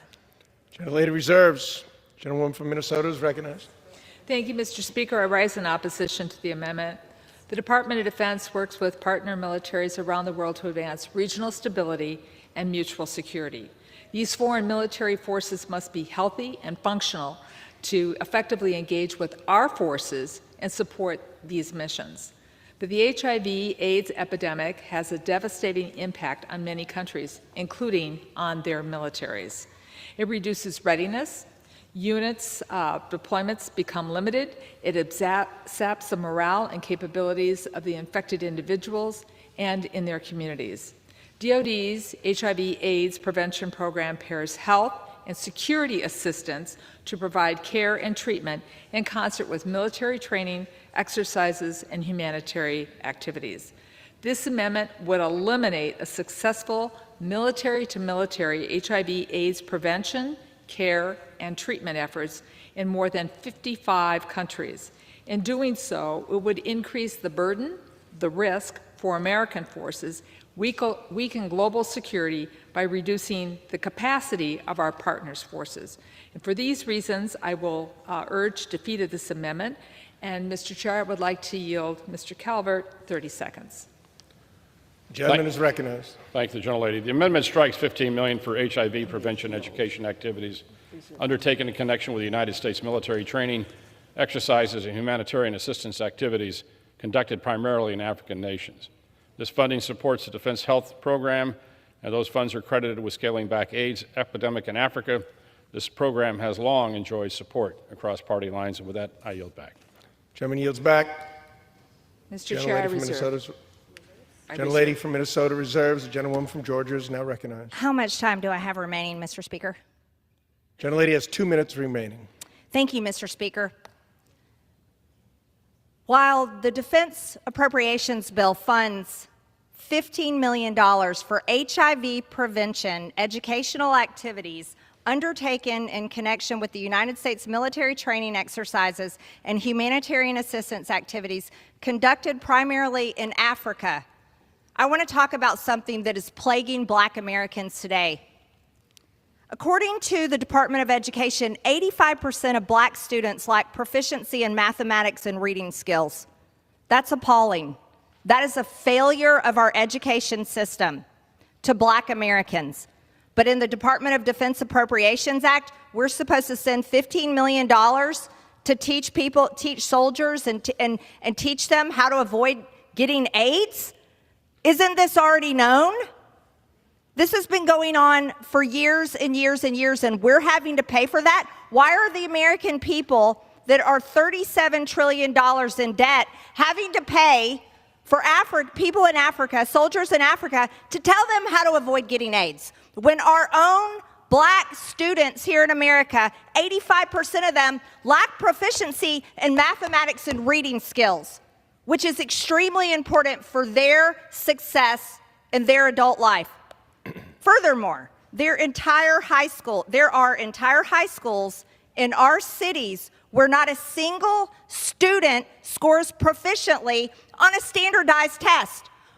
But the most important thing we can do is send $15 million to teach adult soldiers in Africa how to not get AIDS. This is insanity. And this is the exact America Last spending that the American people are fed up with. Mr. Speaker, at what point does sanity enter the halls of Congress? Because it hasn't been here for a very long time. Mr. Speaker, I urge my colleagues to vote for this amendment to at least save the American people $15 million or help students in America. I yield. Gentlelady yields. Gentlewoman from Minnesota is recognized. Well, Mr. Chair, I agree with the gentlewoman from Georgia. We need to do more for our children here at home. I fail to see how cutting the Department of Education, canceling grants, some of them in my district for special education teachers, ending the AmeriCorps help that our schools were getting with many students having someone to sit with them and help them with extra one-on-one for reading and for math to help them succeed. The cuts to SNAP. I used to teach. The last thing you want is a child with a hungry stomach in your classroom because they're more focused on what they didn't eat than learning. So, Mr. Chair, there's more we can do, and that's another reason why I'm so glad I didn't vote for the president's tax cut. But I just want to reiterate again that this mill-to-mill training builds resilience, support, and respect between the militaries. It keeps their militaries healthy. And with that, I continue to oppose this amendment, and I yield back. Gentlelady yields back. The question is on the amendment offered by the gentlewoman from Georgia. Those in favor say aye. Aye. Those opposed say no. In the opinion of the chair, the noes have it. I ask for the recorded vote. Gentlelady calls for a recorded vote. Pursuant to Clause 6 of Rule 18, further proceedings on the amendment offered by the gentlewoman from Georgia will be postponed.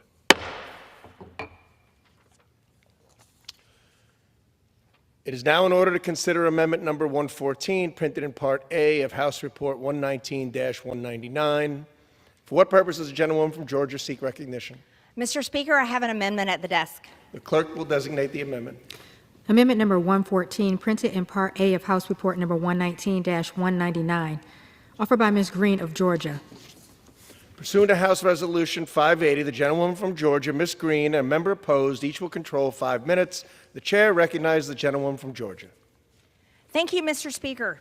As the House considers the defense appropriation bill today that costs the American people $831 billion, it's important to talk about that this is the funding for our great men and women serving in our military and our nation's defense. The Department of Defense's mission statement is to deter war and ensure our nation's security, and that is worthy of the American people's hard-earned tax dollars. However, the American people are $37 trillion in debt, so this is money that is being spent that they already don't have. My amendment would strike $500 million in funding for nuclear-armed Israel's missile defense system, and it's important to phrase it that way. Israel is a nuclear-armed nation, which is very capable of defending themselves, and they have been proving that so as we've watched on the world stage. The U.S. already provides Israel with $3.8 billion annually in foreign aid. $3.8 billion, that's a lot of money. Additionally, the April 2024 security supplemental included $8.7 billion for Israel. That is nuclear-armed Israel. And during the recent 12-day war, the U.S. used 15 to 20% of our terminal high-altitude area defense missiles stockpiles defending nuclear-armed Israel, which cost us over $800 million. The $500 million provided in this bill will fund Israel's, that is nuclear-armed Israel's, missile defense system, the Iron Dome, David Sling, Arrow system. Yet Israel is a nuclear-armed nation. That's a pretty big deterrent for any of their enemies. Any nation that has a nuclear bomb has the greatest threat against their enemies. U.S. aid typically accounts for 15 to 20% of Israel's defense budget, even though Israel, nuclear-armed Israel, has universal health care for their citizens and subsidized college for their citizens. They're able to provide that. However, here in America, we're $37 trillion in debt. My amendment to strike $500 million in foreign aid will ensure an America First Department of Defense, and that is exactly what we need and we haven't had for a very long time. Mr. Speaker, I reserve. Gentlelady reserves. For what purposes, gentleman from California seek recognition? I rise in opposition to the amendment. Gentleman is recognized. The gentlelady's amendment would strike $500 million in funding for the vital Israeli missile defense capability. Over the past 2 years, Israel repeatedly has been attacked by Iran and its terrorist proxy groups, Hezbollah, Hamas, and the Houthis. Each time, these groups have vowed to destroy the state of Israel. The United States have affirmed our resolve to stand with Israel by helping defend against the recent missile raids launched by Iran against Israel's civilian population. The success of Israel's robust missile defense capability is in part because these funds were provided in this bill and prior bills. Furthermore, this funding benefits our own missile defense industrial base as it provides for co-production activities and shared technology development. It's certainly to our mutual advantage. With that, I urge a no vote on the amendment. Reserves. Excuse me, 30 seconds to the ranking member and gentlelady from Minnesota. Gentleman yields. The gentleman reserves. The gentlelady from Minnesota is recognized. Mr. Speaker, I rise in opposition to this amendment. To be clear, I have disagreements with Prime Minister Netanyahu's government. Israel totally had the right to defend itself after the heinous attacks on October 7th, and all the hostages should come home. But the Israeli military campaign has been an absolute tragedy for the people of Palestine. The people of Gaza are in desperate need of more humanitarian relief, which I strongly support. But the funding in this bill does not support offensive weapons for Israel. That's funding in a separate appropriations bill. This bill provides for defensive measures only, like Iron Dome, which I support. Safety is what everyone in the region deserves. Israeli children deserve to go to bed at night knowing that missiles from Yemen, Iran, or from the Houthis or anywhere else in the region will not rain down on them.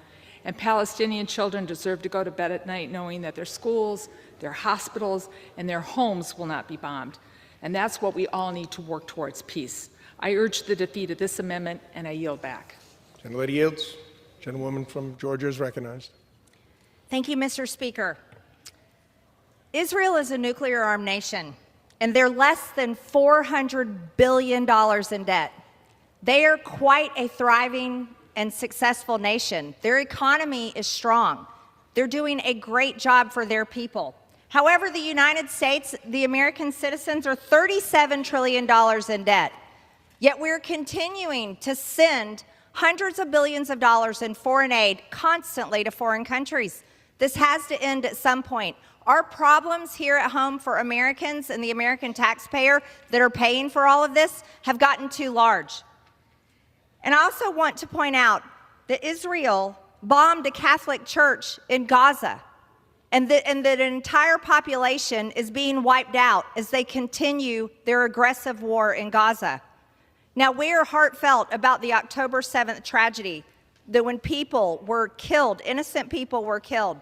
However, at some point, the United States needs to recognize that Israel is a strong country. They are nuclear armed, and they are capable of defeating their own enemies. It's right to stop funding this, as we give them $3.8 billion every single year anyways. Mr. Speaker, I ask for support for my amendment, and I yield the remainder of my time. Gentlewoman yields back. The gentleman from California is recognized. I yield 60 seconds to the gentleman from Florida. Gentleman from Florida is recognized. Thank you, Mr. Chairman. I rise in opposition to this America Last amendment and reject the premise of the arguments that are being made. There are 600,000 Americans who live in Israel, and one rocket has been fired against every 23 of them. 26,000 rockets since October 7th. 43 Americans killed on October 7th, 12 taken hostage. But more importantly, the research that this fund is the premise behind the Golden Dome. When we support research and development for the Iron Dome, we are creating the capability for the United States to defend itself as well. And I have news. We have a nuclear weapon too. That doesn't get you off the hook with those who are out to get you. When we pass this, when we oppose this amendment, when we vote it down, we are not only standing with Israel, we are standing with the best interests of the United States. Thank you, Mr. Speaker. Gentleman yields. Yield back to balance my time. Gentleman yields back the balance of his time. Okay. The question is on the amendment offered by the gentlewoman from Georgia. Those in favor say aye. Aye. Those opposed say no. In the opinion of the chair, the noes have it. Mr. Speaker, I ask for a recorded vote. The gentlelady asked for a recorded vote pursuant to Clause 6 of Rule 16. Further proceedings on the amendment. Pursuant to the Clause 6 of Rule 18, further proceedings on the amendment offered by the gentlewoman from Georgia will be postponed.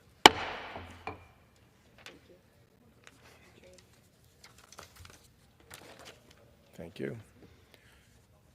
It is now in order to consider amendment number 115, printed in Part A of House Report 119-199. For what purpose does the gentlewoman from Georgia seek recognition? Mr. Speaker, I have an amendment at the desk. The clerk will designate the amendment. Amendment number 115, printed in Part A of House Report number 119-199, offered by Ms. Green of Georgia. Pursuant to House Resolution 580, the gentlewoman from Georgia, Ms. Green, and a member opposed, each will control 5 minutes. The chair now recognizes the gentlewoman from Georgia. Thank you, Mr. Speaker. Mr. Speaker, as we are considering the defense appropriations bill that cost the American people $831 billion, it is important to consider the amount of foreign funding that we are spending every single year. The American people are $37 trillion in debt. Life in America has become unaffordable, especially for our youngest generations.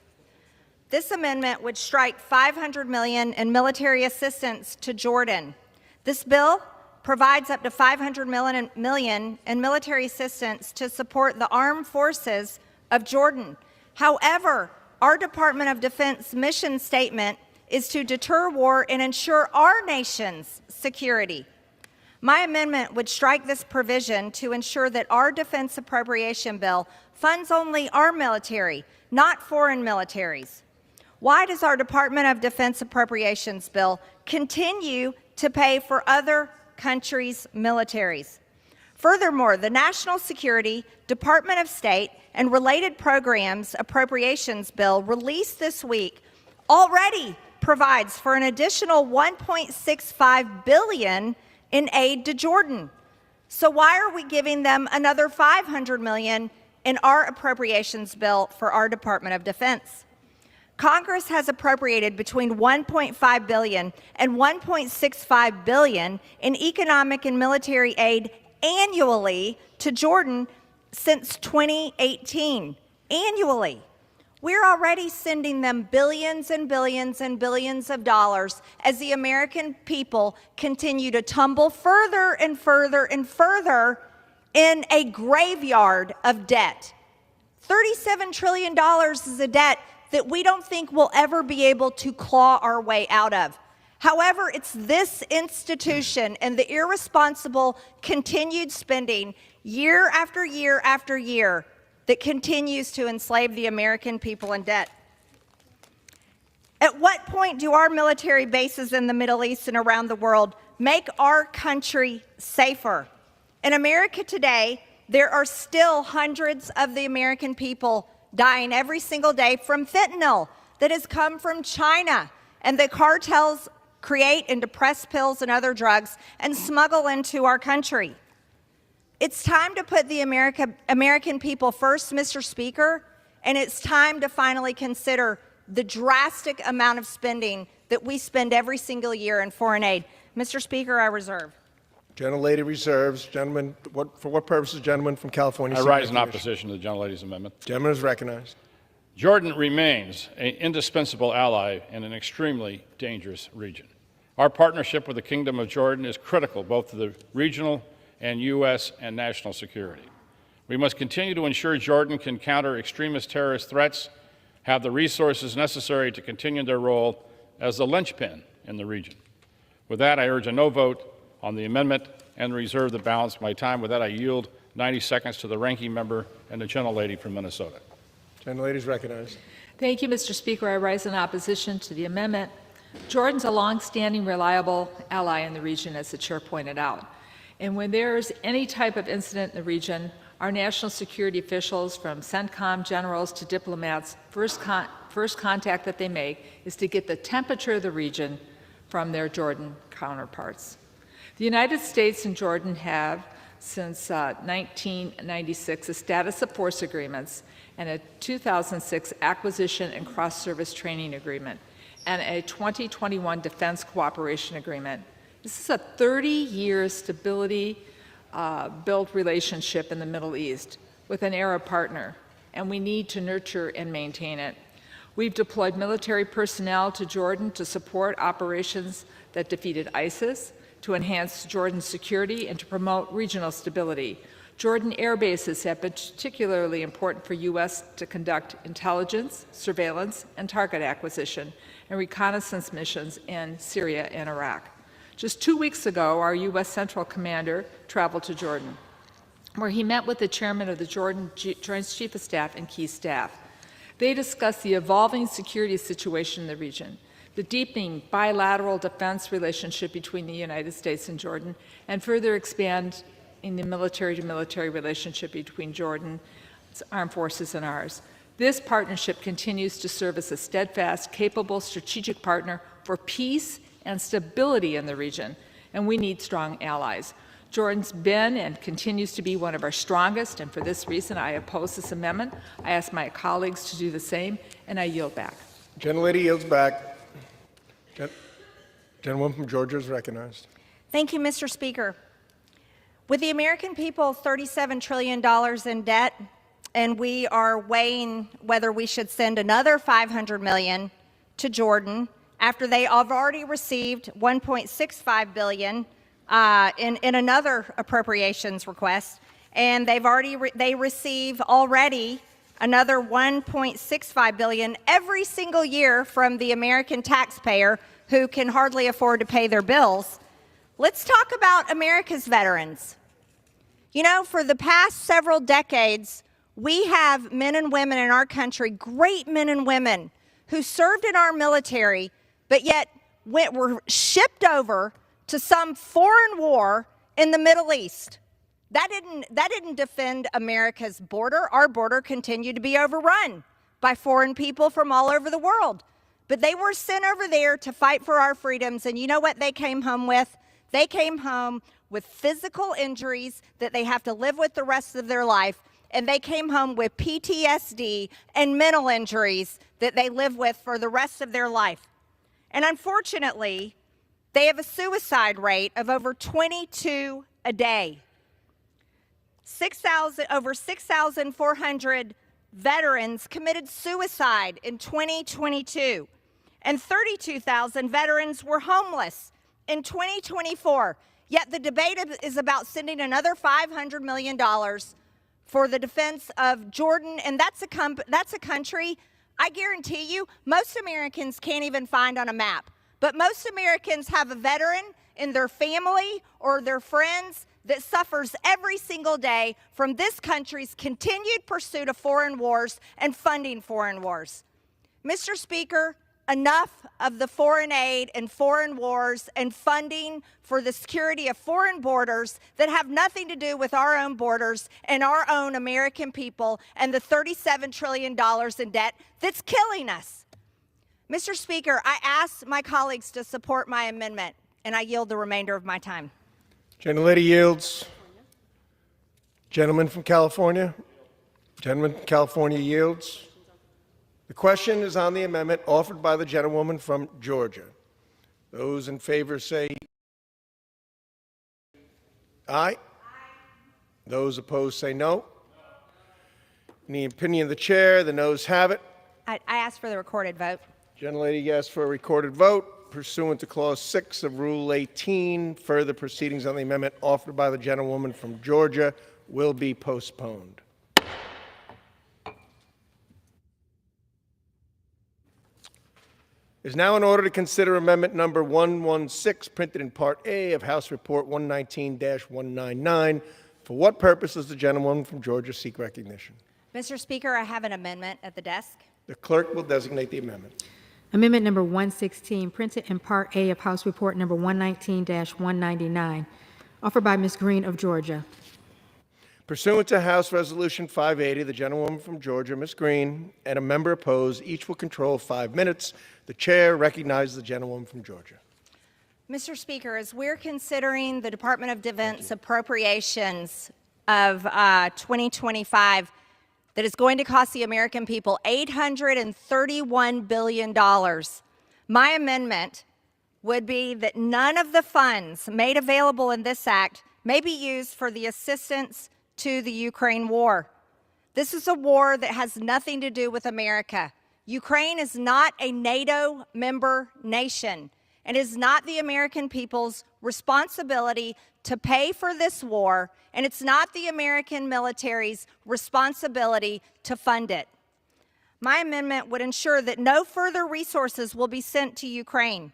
To date, Congress has provided nearly $175 billion in assistance to Ukraine, including direct military aid, funding for their government, and other forms of economic assistance. For the past 4 years, we had a Democrat president that cared more about the borders of Ukraine than the country he swore to protect, the United States of America. They allowed our own country to be invaded by murderers, rapists, and terrorists, all while sending nearly $175 billion to defend the borders of Ukraine and fund their entire economy. Our country funded their government at $1 billion a month, and the American people were forced to pay for their businesses. At a time when our government shut down American-owned businesses, families could not afford groceries, and our people were suffering. It was reported that nightlife in Ukraine was thriving, and that there were more bars and restaurants open in the capital city, Kyiv, than before the start of the war. Yet the American people, they couldn't send their children to school, their businesses were shut down, and life here was closed, but the American people were paying for Ukraine. It was shameful that Americans were forced to foot the bill of the Ukrainian economy while ours suffered. Furthermore, Ukraine is one of the most corrupt governments in the world, and Zelensky is a dictator who, by the way, stopped elections in his country because of this war. He's jailed journalists, he's canceled his elections, controlled state media, and persecuted Christians. The American people should not be for another foreign war in a country that has no effect on our own, bound to defend. Mr. Speaker, I reserve. Gentlewoman reserves her time. The gentlewoman for what purpose does the gentlewoman from Minnesota rise? Madam Chair, I rise in strong opposition to this amendment. Gentlewoman is recognized. First, the majority has already eliminated funding for Ukraine security assistance initiative in this bill. It's zero. I personally believe that to be a huge mistake, and that only emboldens Putin. And President Trump seems to be agreeing now, because just the other day he announced the decision to provide billions of dollars of equipment to Ukraine through our NATO partners. And I give the credit to the President for that decision. But now we have an amendment to further prohibit any support of Ukraine as they fight to defend their country from an illegal Russian invasion. Putin is attempting to rewrite the map of Europe through use of force. He's doing so in violation of international law. He's deliberately killing civilians, targeting hospitals, schools, destroying the economy and the livelihood of Ukraine in process. And Putin has put his thugs who are committing war crimes on a mass scale in the United States and the democratic nations of the world. Well, they're putting us on notice, and that's why we must strongly oppose him. If we do not, then he or other authoritarian leaders will likely try something like this again, either in Ukraine or elsewhere in the world. America is not alone in our military support of Ukraine. Our NATO and European allies are continuing to provide billions of dollars of support themselves, and that's in line with the decision that President Trump announced the other day. So let's not abandon the EU or our NATO allies now, and let's not abandon Ukraine. The Ukrainian people did not ask for this war. They deserve our continued support. I urge my colleagues to oppose this amendment. And, Madam Chair, I'd like to yield 60 seconds to the gentleman from California. From California is recognized for 60 seconds. I rise in opposition to the gentlelady's amendment. Sadly, we saw for years how the Biden administration failed to provide Ukraine the resources necessary to fight back in an effective way against Russian aggression. Just the other day, President Trump took decisive action to provide weapons to Ukraine to defend against these unprovoked attacks. The President is right to support efforts to ensure innocent lives are no longer lost. He is right to undertake efforts to stop the bloodshed. As he continues to work toward a peaceful solution, we should not now remove the ability to provide what he thinks will help the Ukrainian people to prevent further losses and use as leverage to negotiate a peace agreement, hopefully very soon. With that, I urge a no vote on the amendment and reserve the balance of my time. Madam Chair, I reserve the balance of my time. Okay, the gentlewoman reserves, and the gentlewoman from Georgia is recognized. Mrs. Speaker, how much time do I have remaining? The gentlewoman has 2.5 minutes remaining. Thank you, Mrs. Speaker. Democrats used to be the anti-war party, yet every single Democrat voted to fund the war in Ukraine. This funding has been approximately $175 billion of the American people's hard-earned tax dollars, yet the American people are in debt by $37 trillion in debt.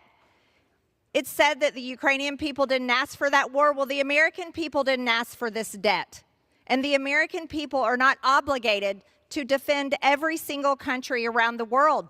At what point do we defend our own citizens and their ability to actually be able to afford life in America? As our debt continues to climb because Congress refuses to stop spending on America's last priorities and refuses to stop spending on foreign aid and foreign wars, the American people will have no chance. Now that our border is closed, thank God to Tom Homan and ICE and President Trump and his administration, we are conducting the largest deportation operations our country has ever seen. And we must continue to put America first and continue to address the needs of our own people within our own homeland. This means no more assistance to Ukraine. The only assistance that America should be providing is a pathway to peace, not furthering a war. That is not what the American people want. That is not what the American people voted for. Americans deserve to not have their hard-earned tax dollars fund a bloody and deadly war in Ukraine. We need peace, and we need peace all over the world.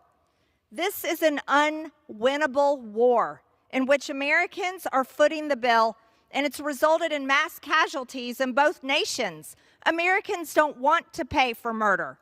Rough estimates show that over 1.5 million people have been killed and injured since the start of this war.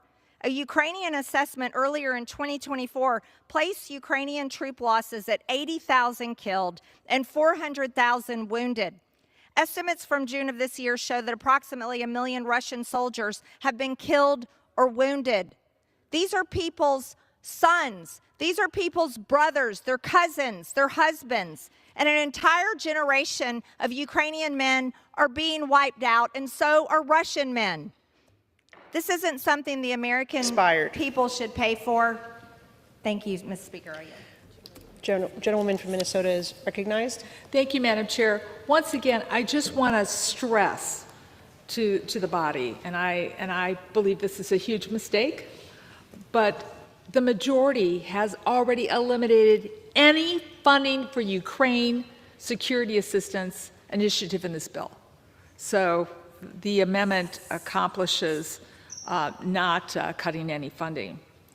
But I would like to just point out again, Madam Chair, when I talked about international war crimes and the previous speaker was talking about the loss of life in Ukraine, there are 20,000 100,000 Ukrainian children who have been kidnapped by Russia, ripped from their homes, the arms of their mothers and fathers. That's a war crime, and we should not be silent on that. And with that, I thank President Trump for now realizing it's important that we come to Ukraine's aid through our NATO partners, and I yield back. Gentlewoman yields back, and the question is on the amendment offered by the gentlewoman from Georgia. Those in favor say aye. Aye. Those in favor say no. Those opposed say no. In the opinion of the chair, the noes have it, and the amendment is not agreed to. Madam Speaker. For purpose, does Gentlewoman rise? I ask for the recorded vote. Okay, pursuant to Clause 6 of Rule 18, further proceedings on the amendment offered by the gentlewoman from Georgia will be postponed.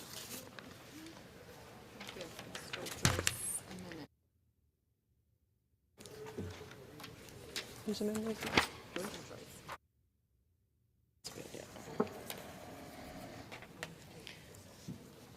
It is now in order to consider amendment number 159, printed in Part A of House Report 119199. For what purpose does the gentleman from Pennsylvania seek recognition?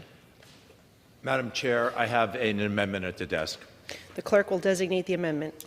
Amendment number 159, printed in Part A of House Report number 119-199, offered by Mr. Joyce of Pennsylvania.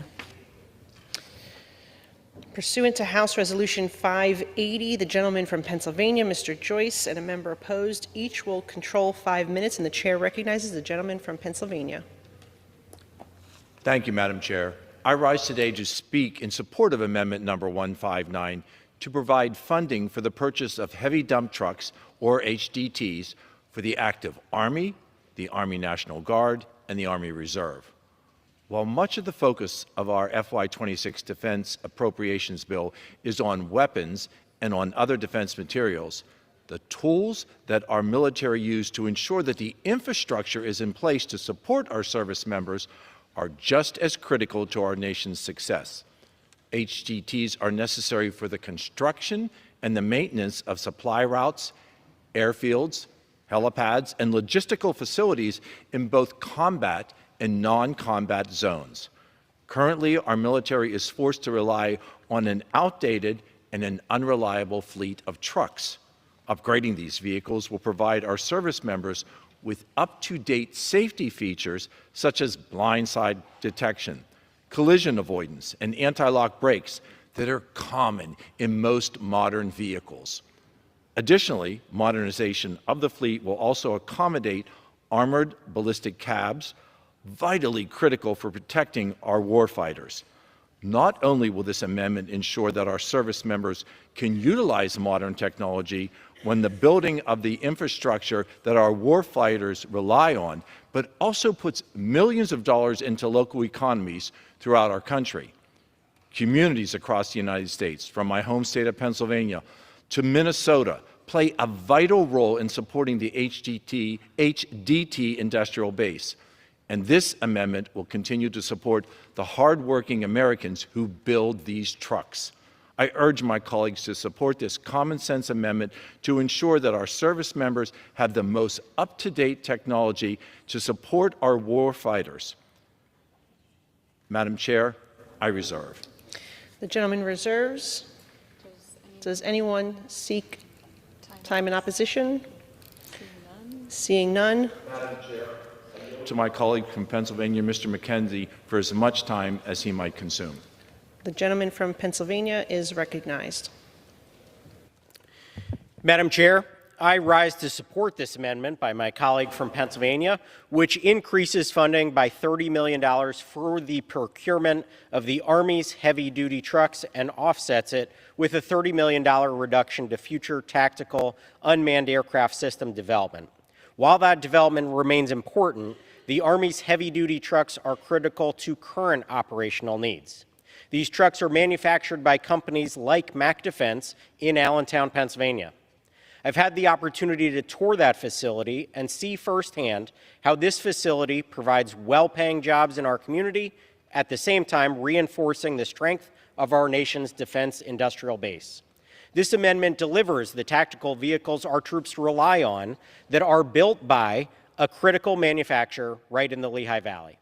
I'm proud to co-sponsor this amendment and urge my colleagues to join me in supporting its passage. Thank you, and I yield back. The gentleman yields, and the gentleman from Pennsylvania is recognized. Madam Chair, I reserve. The gentleman has the only time. Do you yield back? I yield back. Okay. The question is on the amendment offered by the gentleman from Pennsylvania. Those in favor say aye. Those opposed say no. In the opinion of the chair, the ayes have it, and the amendment is agreed to.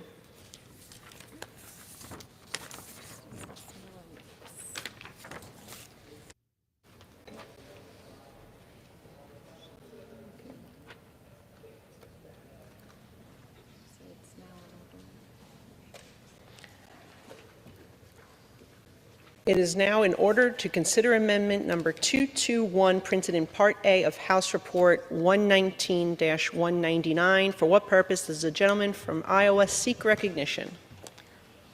Ms. Speaker, I have an amendment at the desk. The clerk will designate the amendment. Amendment number 221, printed in Part A of House Report number 119-199, offered by Mrs. Miller Meeks of Iowa. Pursuant to House Resolution 580, the gentlewoman from Iowa, Ms. Miller Meeks, and a member opposed will each control 5 minutes, and the chair recognizes the gentlewoman from Iowa. Thank you, Madam Speaker.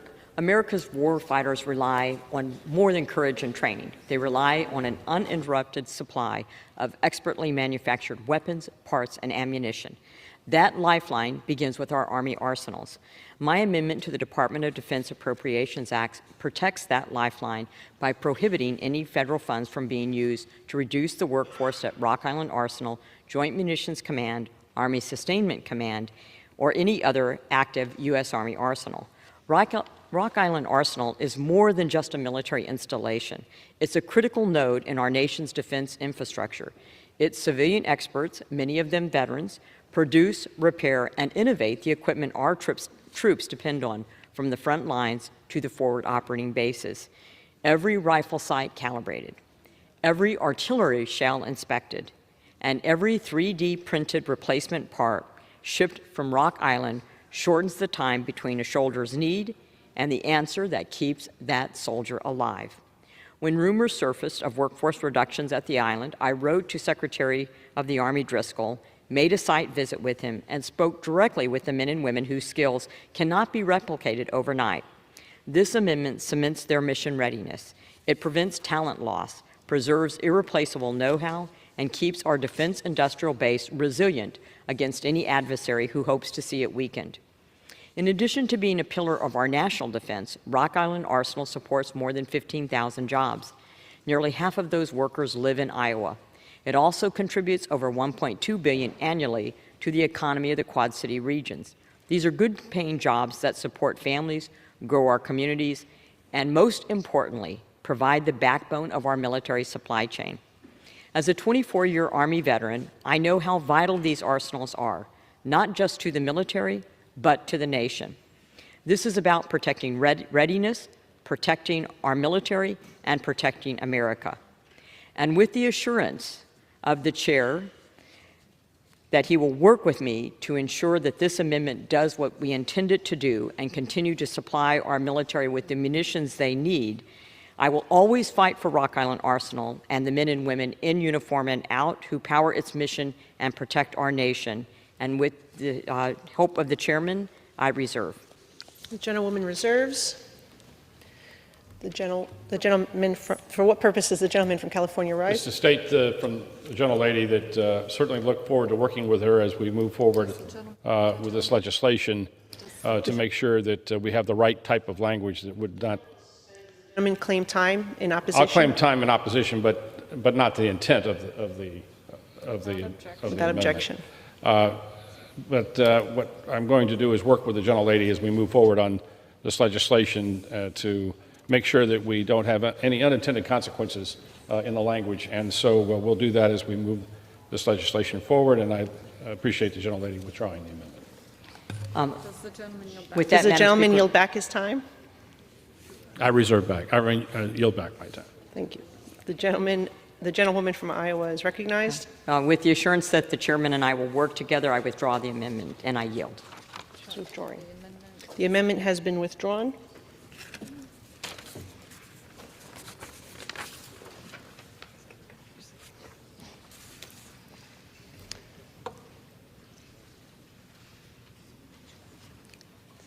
Tennessee.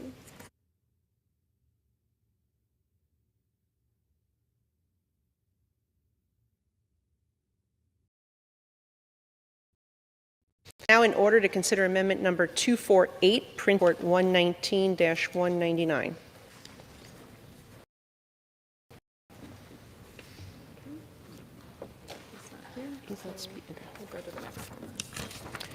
It is now in order to consider amendment number 277, printed in Part A of House Report 119-199. For what purpose does the gentleman from Florida seek recognition? I have an amendment at the desk. The clerk will designate the amendment. Amendment number 277, printed in Part A of House Report number 119-199, offered by Mr. Stubbe of Florida. Pursuant to House Resolution 580, the gentleman from Florida, Mr. Stubbe, and a member opposed, each will control 5 minutes, and the chair recognizes the gentleman from Florida. Thank you, Madam Speaker. It is our duty to afford the American people the assurance that their tax dollars are spent fulfilling the needs of the American people, not funneled to terrorist proxies who threaten our very existence. My amendment would ensure not a single taxpayer dollar would be sent to the Lebanese armed forces, a military force riddled with Hezbollah sympathizers, and acts as yet another proxy of allies do not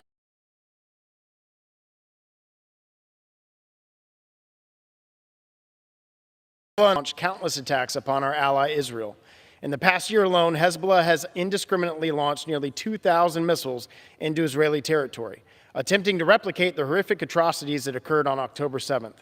Yet the Lebanese military has consistently failed to take any substantive action to eliminate Hezbollah from its control over the Lebanese state. Not only does Hezbollah and its allies control dozens of seats in Lebanon's parliament, but they literally sit at the helm of the military force that the American taxpayer has been propping up since 2006. As a matter of fact, Nabi Berri, the Speaker of the Lebanese parliament, is a Hezbollah sympathizer himself. As the head of the Amal movement, his group joined Hezbollah in their war against Israel and launched attacks upon the IDF. Like Hezbollah, Amal is just another proxy of the Iranian terror regime. Why should we trust the Lebanese government that our assistance to their military won't be funneled to terrorism when their own Speaker of Parliament is a terrorist supporter himself? While the Lebanese military alleges willingness to disband and disarm Hezbollah, their actions prove otherwise. The Lebanese military is conveniently absent in Hezbollah strongholds and is far too reluctant to take any meaningful action to eliminate Hezbollah once and for all. That's why I introduced legislation provided for an 8-point plan to condition aid to the Lebanese military, including provisions that would disband Hezbollah, eliminate all coordination with and support from the Iranian regime, and end persecution of American citizens who've advocated against Hezbollah's influence over the government of Lebanon. This bill, the Pager Act, offers a clear roadmap to strategically realign the Lebanese government to no longer threaten the United States or allies and interests in the Middle East. In fact, a significant portion of Lebanon's military expenditures don't even go towards its defense. Over 70% of its budget has consistently allocated for personal salaries and excessive benefits, including domestic servants and drivers for high-ranking officers. American taxpayers expect their hard-earned tax dollars to be spent on American interests, not armed Mercedes and other luxury goods for Lebanese generals. This really should be a bipartisan issue. But where are the Democrats complaining about Lebanon's human rights atrocities? The Democrats were silent when the Lebanese military shot protesters, silent when they forcibly repatriated Syrian refugees, and silent when the Lebanese military failed to prevent Hezbollah from indiscriminately targeting our ally, Israel. Yet they tell us to turn a blind eye and let the Lebanese military abuse the generosity of the American taxpayer. We cannot, in good conscience, continue sending U.S. taxpayer dollars to Lebanon when they are complicit in the empowering a terrorist organization whose primary mission is to destroy America and Israel. Money is fungible, and every dollar funneled to Lebanon is another resource aiding Hezbollah's operations, undermining regional stability and threatening Israeli security. Until they finally eliminate Hezbollah and stop reporting to their handlers in Tehran, any more funds to the Lebanese military are simply unjustified.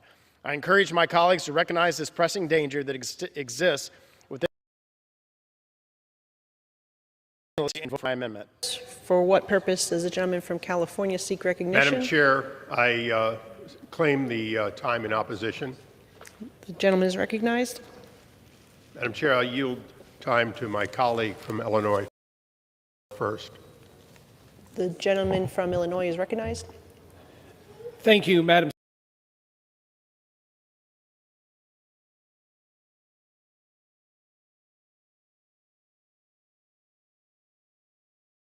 There's also been a security interest in the Middle East for close to 20 years. As co-chair of the U.S.-Lebanon Friendship Caucus and a member of the House Intelligence Committee, I work closely with the brave men and women in the U.S. military who work alongside the LAF to ensure robust oversight of U.S. military funding and training resources. The stability of the LAF is important not only to the security of Lebanon, but also our neighboring countries and the United States. That stability is more important than ever, as the LAF works to permanently disarm and destroy Hezbollah's presence in Lebanon, building on the tremendous success of Israel in weakening Iran and eliminating Hezbollah's terrorist leader network. Hezbollah is now at its weakest point. This is a tremendous opportunity for the LAF and for the people of Lebanon to root out terror proxy influence from within their borders. The LAF has an active mission and expectation from the United States and others to fully disarm Hezbollah, and they're working to accomplish that every day. Eliminating military funding from the LAF now will only serve to further embolden Hezbollah and allow them to regroup. This cannot happen with Hezbollah on their back foot. U.S. support and funding for the LAF is more important than ever. This amendment is misguided. To prove that point, I would like to reference an article from earlier this week, from July 12th of 2025. This week, the Trump administration and the State Department and the DOD approved $100 million to go to the LAF for the Super Tucano aircraft. And so in listening to what the State Department said regarding the sale of military equipment to Lebanon, this is their statement.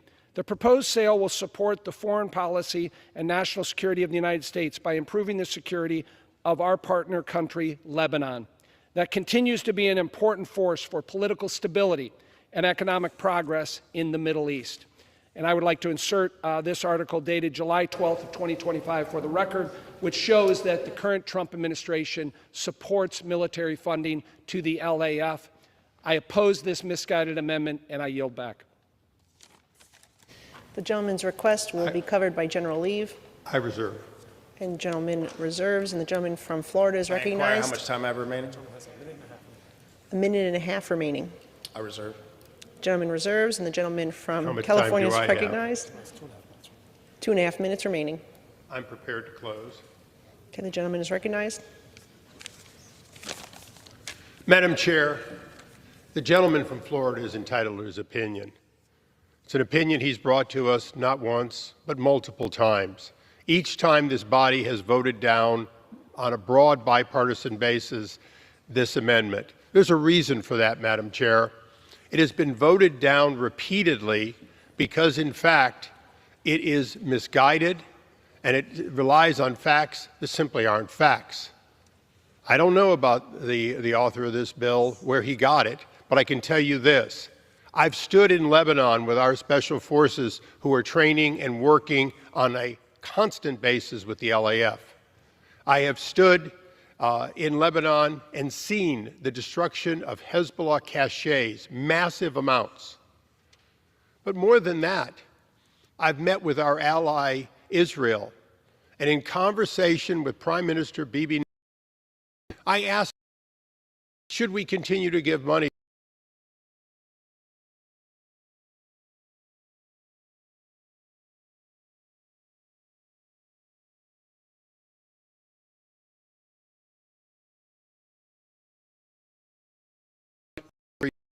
vehicles to help them do their job? Or Israel, they created the opportunity for them to retake all of Lebanon and rid it of the Iranian influence and Hezbollah once and for all. Or even our president, his predecessor, Joe Biden, his predecessor, Donald Trump, his predecessor, Barack Obama, or his predecessor, George W. Bush. They don't agree on much. They agree on this. It has been worth the investment it is paying dividend, and you do not let up just at a point when they are clearing out and making safe for a democracy that in fact would work there but for foreign forces with weapons. So, Madam Chair, this has been defeated before, but before we didn't have the good news and the support of every neighbor and our president the way we do today. So I ask all members to vote against this, not because they can't make a point that Lebanon is a country that has been influenced, but because they can't make a point that the LAF is anything but the only force that can, in fact, bring an eradication of Hezbollah and keep Iran from reoccupying that, something that Israel supports and we support. And I yield back. The gentleman yields back his time, and the gentleman from Florida is recognized. Thank you, Madam Chair. This is a headline from 2 days ago. Israeli military attacks Hezbollah sites in eastern Lebanon. The Israeli military on Tuesday said it attacked Hezbollah positions in Lebanon. Fighter jets targeted military sites in the eastern Bekaa Valley, which the Iranian-backed militia used for training purposes. This is a Yahoo News report that I would ask inserted for the record. Here's another one 2 days ago. 12 said killed as Israeli hits elite Hezbollah force deep inside Lebanon. Israeli jets carried out a wave of airstrikes deep inside Lebanon aimed at stopping elite Hezbollah units from regrouping and rebuilding. The military camps that were targeted are used by the Hezbollah terror organization for training and preparing terrorists for the planning and execution of terror operations against IDF forces and the State of Israel. We should put America first, not Lebanon first and America last. I yield back. The gentleman's requests are covered by general leave, and the gentleman yields back his time. The question is on the amendment offered by the gentleman from Florida. Those in favor say aye. Those in favor say no. Those opposed.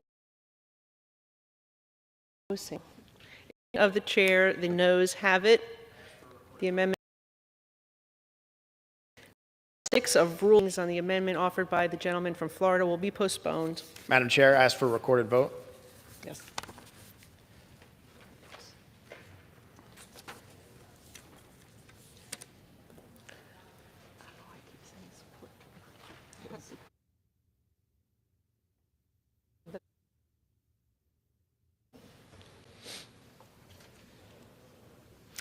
It is now in order to consider amendment number 287, printed in Part A of House Report 119-199. For what purpose does the gentlewoman from New York seek recognition? I have amendment at the desk. The clerk will designate the amendment. Amendment number 287, printed in Part A of House Report number 119-199, offered by Ms. Tenney of New York. Pursuant to House Resolution 580, the gentlewoman from New York, Ms. Tenney, and a member opposed will each control 5 minutes. The chair recognizes the gentlewoman from New York. Thank you, Madam Chair. I rise today to offer an amendment, offer and withdraw my amendment 287 to provide $71 million for non-recurring engineering expenses associated with designing the new LC-130J as part of the LC-130 recapitalization project. LC-130s are polar ski planes that possess the unique capability of being able to land on snow instead of solely on a paved runway. The LC-130 is the only plane in the world with this capability and provides the United States with a key competitive edge in the Arctic and Antarctic domains. The LC-130 fleet is wholly operated by the 109th Airlift Wing of the New York Air National Guard at Stratton National Guard Base in Scotia, New York. Beyond its national security importance in supporting our Arctic strategy, the LC-130 fleet is also critical in supporting our nation's scientific research efforts. Each year, the current LC-130 fleet assists in critical missions in both Greenland and Antarctica pursuant to President Ronald Reagan's Presidential Memorandum 6646. However, our current LC-130H fleet is aging quickly, with some planes over 50 years old. Despite the great work of the 109th Airlift Wing in maintaining these planes, we must quickly recapitalize these planes to ensure the U.S. does not lose the critical capabilities provided by the LC-130 fleet. Before I conclude, I want to thank Bob Epp and Dennis Feeney from the New York National Guard's legislative team, General Stephen Slosik from the 109th Airlift Wing, General Michael Bank, the New York Air National Guard commander, and General Ray Shields, the New York Adjunct General for their tireless efforts in advocating alongside with me for the LC-130 recapitalization.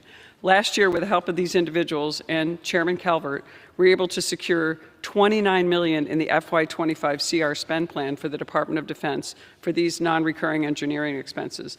Rest assured, I will continue fighting to secure the additional funding in the final FY26 defense bill. Before I withdraw this amendment, Mr. Chairman, Chairman Calvert, I ask you to commit to working with me on the continued LC-130 recapitalization project, as you have so graciously in the past, and I yield my time to you. I look forward to working with the gentlelady. We need a place, we need those aircraft to land them in Greenland. Thank you. Thank you so much. A mission of our president, of course. I want to say thank you, and I withdraw this amendment and yield back my time. Thank you so much, Mr. Chairman. The gentlewoman yields. Seeing no other member seeking recognition, the amendment is withdrawn.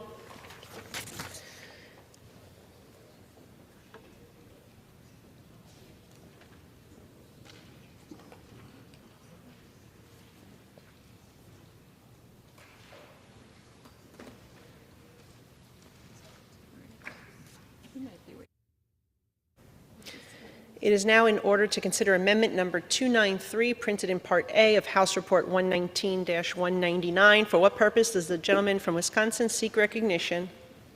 Madam Speaker, I have an amendment at the desk. The clerk will designate the amendment.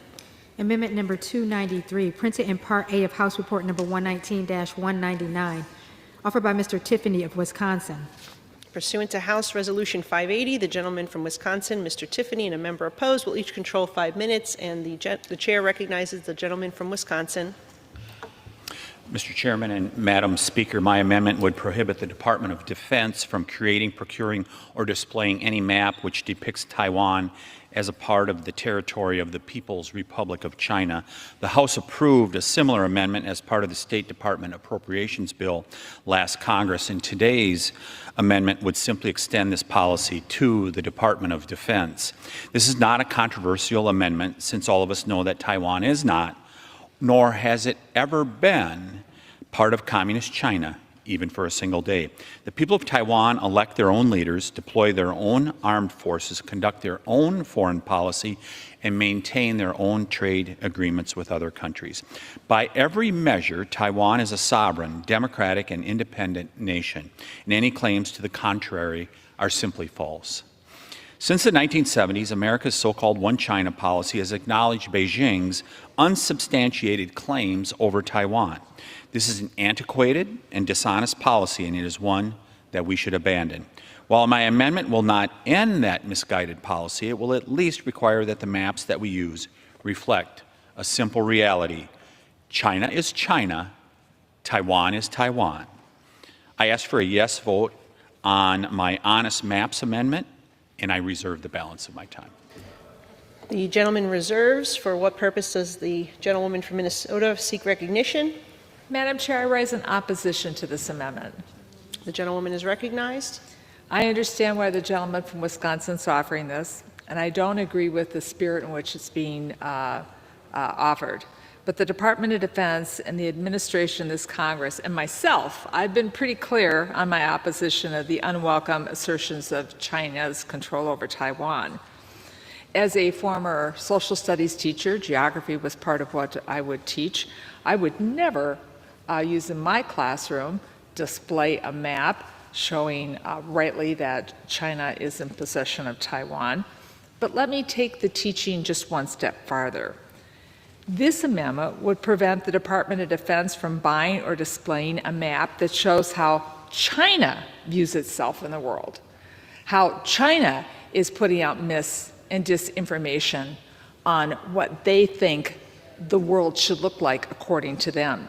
It would force the department, in my opinion, to put its head in the sand when at the military academies showing China's view of the world and why we have to work so hard to defeat that.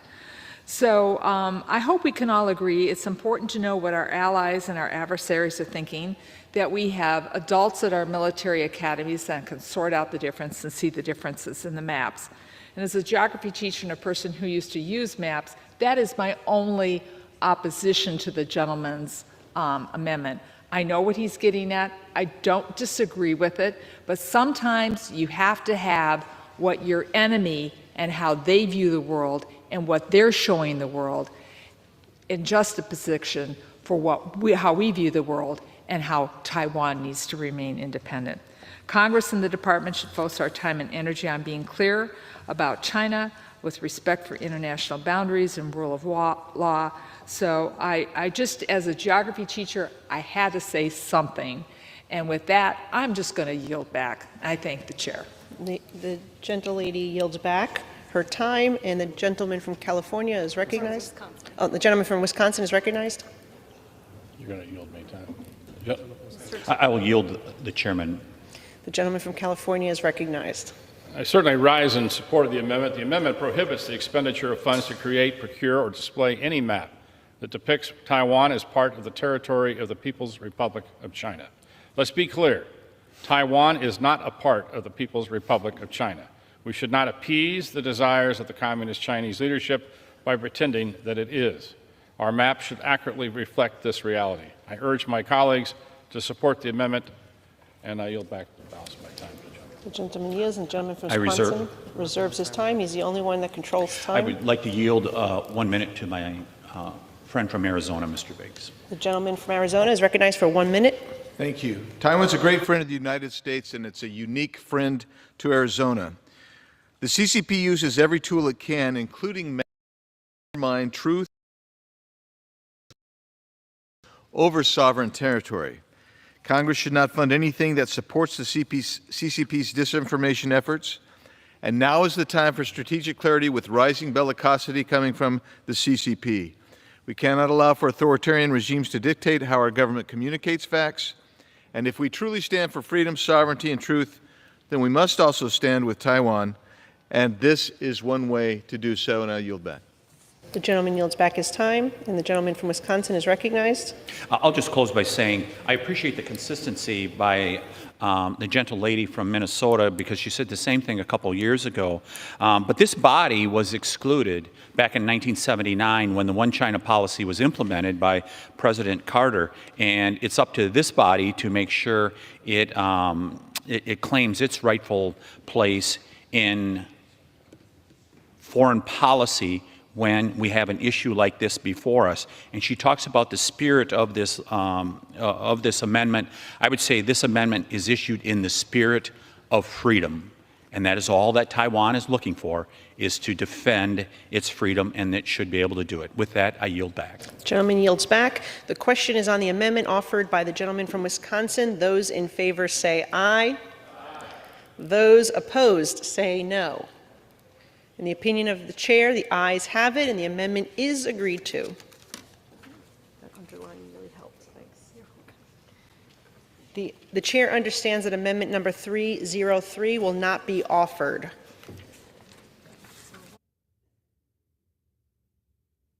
For what purpose does the gentleman from California seek recognition? I move that the committee do now rise. The question is on the motion that the committee rise. All those in favor say aye. All those opposed say no. The ayes have it, and the motion is adopted. Accordingly, the committee rises.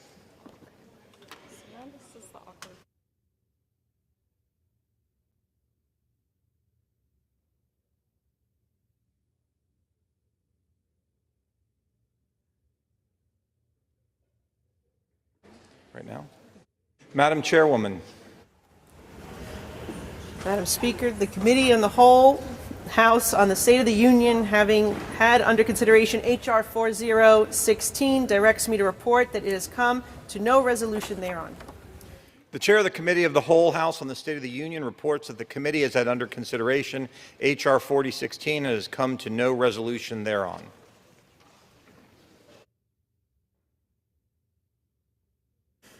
Proceedings will resume on questions previously postponed. Votes will be taken in the following order: passage of H.R. 3633, passage of Senate 1582, and passage of H.R. 1919. The first electronic vote will be conducted as a 15-minute vote. Pursuant to Clause 9 of Rule 20, remaining electronic votes will be conducted as 5-minute votes. Pursuant to Clause 8 of Rule 20, the unfinished business is the vote on passage of H.R. 3633, on which the yeas and nays are ordered. The clerk will report the title of the bill.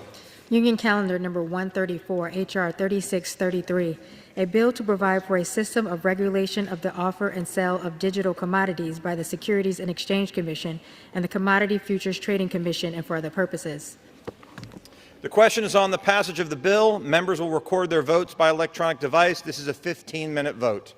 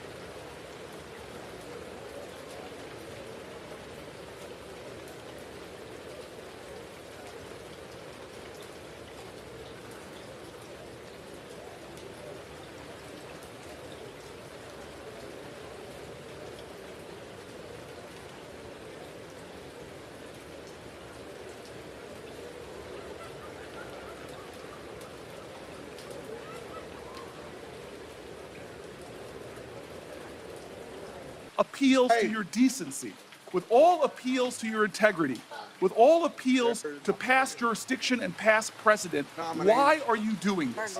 This is outrageous. This is a kangaroo court. That's what we have here, This Mr. is Chairman. wrong. To violate your own rules without going by the mandates of the parliamentarian. This is unbelievable. There's a way to do this. If you want to force this through, if you want to ram this through, there's a way to do it in accordance to the rules as spelled out by the parliamentarian. It is simple. It is clear. There's a pathway to achieve what you're trying to achieve. But sir, this lacks decency. It lacks decorum. It shows that you do not want to simply hear from your colleagues.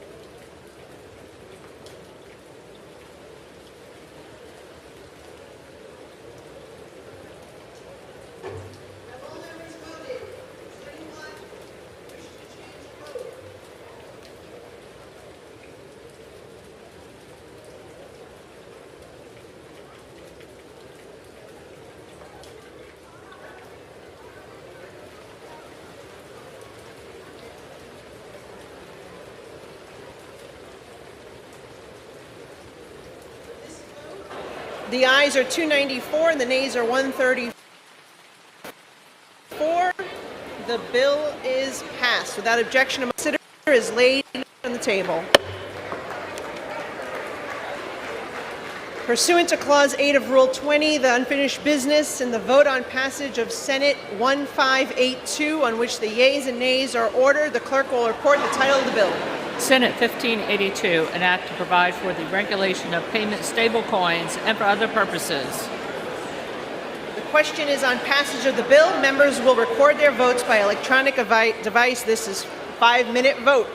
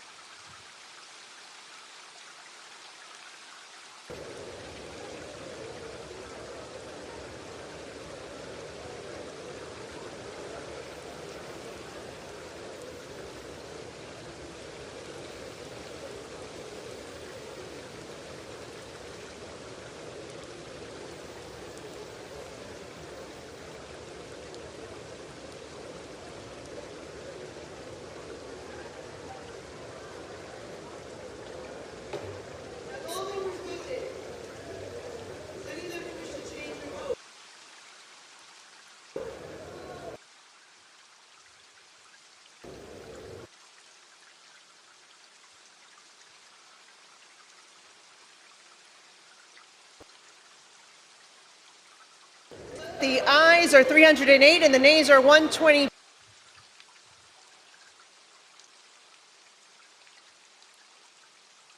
To the table.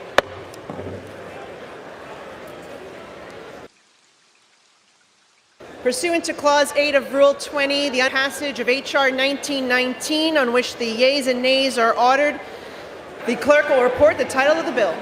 Union Calendar Number 66, H.R. 1919, a bill to amend the Federal Reserve Act to prohibit the Federal Reserve banks from offering certain products or services directly to an individual, to prohibit the use of central bank digital currency for monetary policy and for other purposes.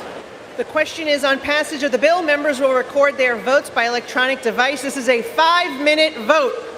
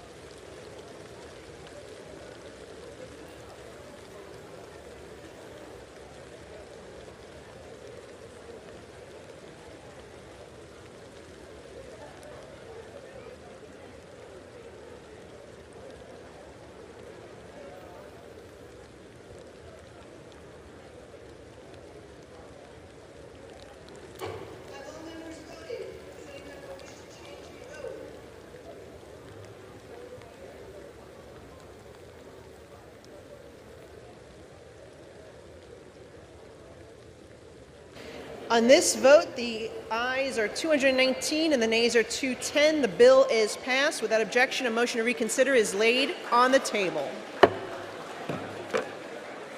Pursuant to Clause 12A of Rule 1, the Chair declares the House in recess, subject to the call of the Chair.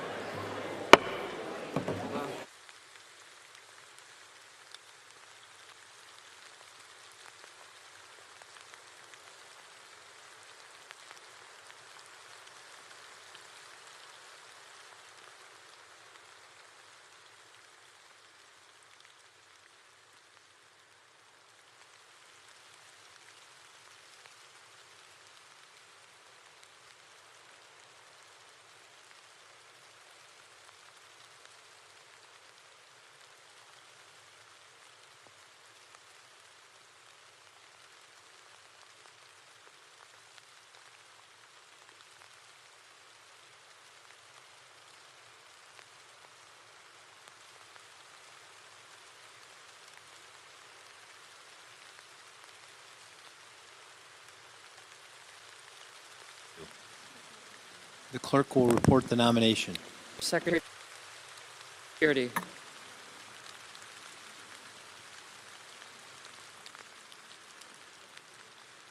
The clerk will report the motion to invoke cloture. Cloture motion. We, the undersigned senators, in accordance with the provisions of Rule 22 of the Standing Rules of the Senate, do hereby move to bring to a close debate on the nomination of Ariel Roth of the District of Columbia to be Assistant Secretary of Communications and Information, signed by 17 senators.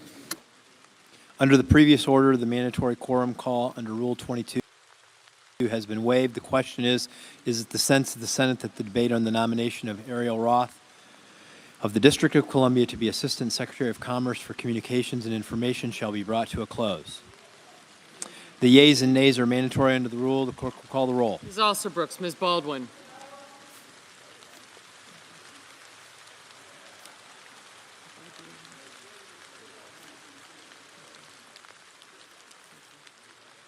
Bye-bye. Thank you. John, thank you for your nice words. Mr. Banks.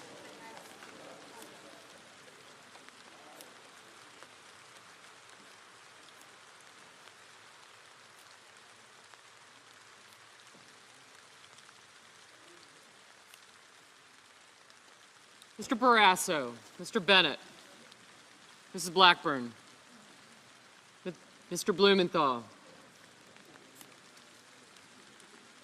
Ms. Rochester, Mr. Booker, Mr. Bozeman, Mrs. Britt, Mr. Budd, Ms. Cantwell, Mrs. Capito, Mr. Cassidy, Ms. Collins, Mr. Coons, Mr. Cornyn, Ms. Cortez Masto, Mr. Cotton, Mr. Kramer, Mr. Crapo, Mr. Cruz, Mr. Curtis, Mr. Daines, Ms. Duckworth, Mr. Durbin, Ms. Ernst, Mr. Fetterman, Mrs. Fisher, Mr. Gallego, Mrs. Gillibrand, Mr. Graham, Mr. Grassley, Mr. Haggerty, Ms. Hassan, Mr. Hawley, Mr. Heinrich, Mr. Hickenlooper,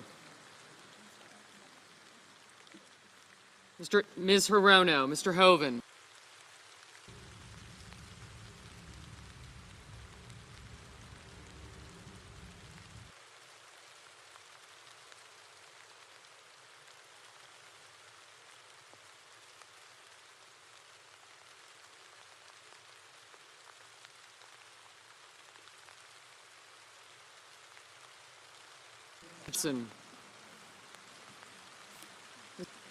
Mr. Kane, Mr. Kelly, Mr. Kennedy, Mr. Kim, Mr. King, Ms. Klobuchar, Mr. Langford, Mr. Lee, Mr. Lujan, Ms. Lemus, Mr. Markey, Mr. Marshall, Mr. McConnell, Mr. McCormick, Mr. Merkley, Mrs. Moody, Mr. Moran, Mr. Marino, Mr. Mullen, Ms. Murkowski, Mr. Murphy, Mrs. Murray, Mr. Ossoff, Mr. Padilla, Mr. Paul, Mr. Peters, Mr. Reed, Mr. Ricketts, Mr. Risch, Ms. Rosen, Mr. Rounds, Mr. Sanders, Mr. Schatz, Mr. Schiff, Mr. Schmidt, Mr. Schumer,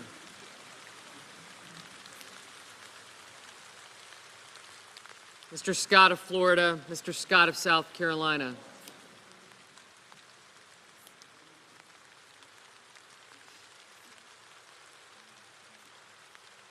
Mrs. Shaheen,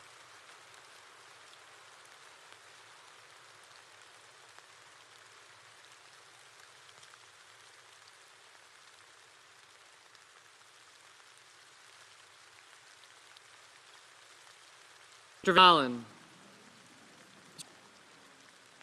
Mr. Warnock, Ms. Warren, Mr. Welch, Mr. Whitehouse, Mr. Wicker,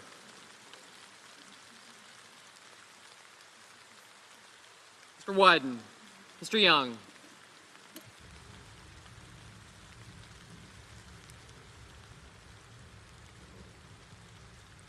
Senators voting in the affirmative: Britt, Budd, Cornyn, Cotton, Curtis, Daines, Fisher, Graham, Haggerty, Hawley, Husted, Lummis, McConnell, Moody, Marino, Paul, Rounds, Scott of Florida, Scott of South Carolina, Sheehy, Sullivan, and Tuberville. Mr. Hoven, aye. Senators voting in the negative: Baldwin, Blumenthal, Blunt Rochester, Cortez Masto, Hassan, Hickenlooper, Merkley, Ossoff, Peters, Reed, Sanders, Slotkin, and Welch.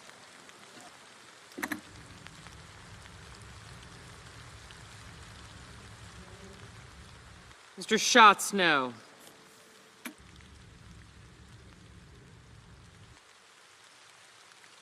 Mr. Murphy.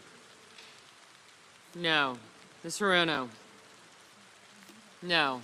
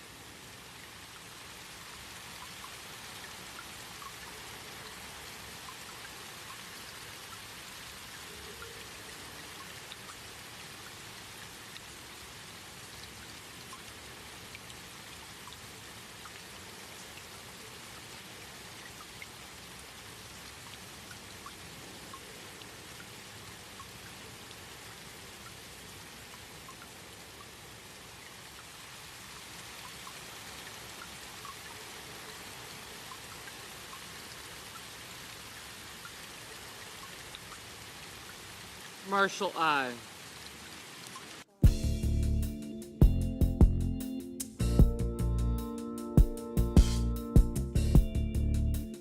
Ms. Cantwell, no.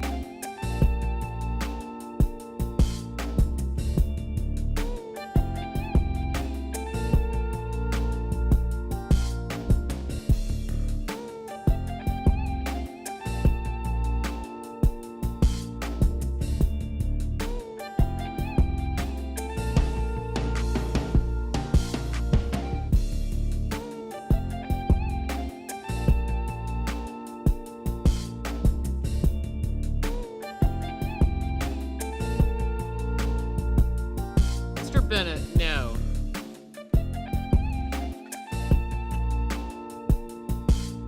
Mrs. Gillibrand. No.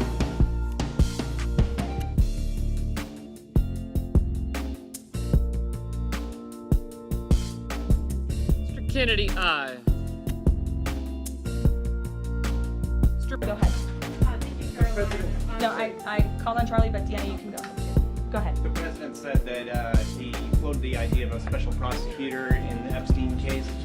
Can you confirm that? And has he asked the Attorney General to do this, to appoint a special prosecutor to look it over? Well, the idea was floated from someone in the media to the president. The president would not recommend a special prosecutor in the Epstein case. That's how he feels. And as for his discussions with the Attorney General, I'm not sure. Deanna. Sure. Thank you so much. Do you know what the president's reaction was to Mike Johnson saying that he wants additional files released, the Epstein files? Was there a conversation with Mike Johnson about that following his comments? I won't discuss the president's private conversations with the Speaker of the House, but as I answered to Jackie's question earlier, the president has said if the Attorney General and the Department of Justice and the FBI have any more credible evidence in regards to Jeffrey Epstein's crimes, they should put that forward. He has called on them to do that. Sure. Thank you, Caroline. With a few days.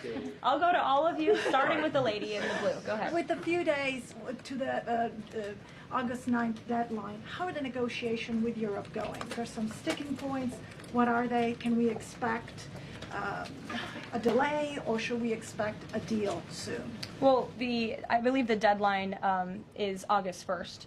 As for the European Union, they continue to be very eager in negotiating with our country for obvious reasons on ways to lower their tariff and their non-tariff barriers that we have long said harm our workers and our companies. So the president's trade team continue to be in talks with the European Union. Would he accept, or would he put forth a postponement of the August 1st? He's already said he will not. Caroline, Owen, go ahead. Good afternoon, Caroline. In Gaza today, Holy Family Catholic Church was struck by an Israeli shell. Yes. 3 people were killed, 10 wounded. What is the president's reaction to that church coming under fire? It was not a positive reaction. He called Prime Minister Netanyahu this morning to address the strikes on that church in Gaza, and I understand the Prime Minister agreed to put out a statement. It was a mistake by the Israelis to hit that Catholic church. That's what the Prime Minister relayed to the President, and you should look at the Prime Minister's statement that will be coming. Steve, go ahead. Back to your letter that you read at the beginning. Sure. The President, you said mild swelling in his legs. Is it causing him any discomfort? How are you treating it? Nope. No discomfort from the President at all, and you probably all see that on a day-to-day basis. He's working around the clock. As for the treatments, I can defer to the President's physician, and we'll get you this letter. I think it will answer all your questions. There are reports that a Chinese-born banker who works in Atlanta for Wells Fargo is being prevented from leaving China. Has the President, is he going to bring this up with President Xi? Are you aware of the case?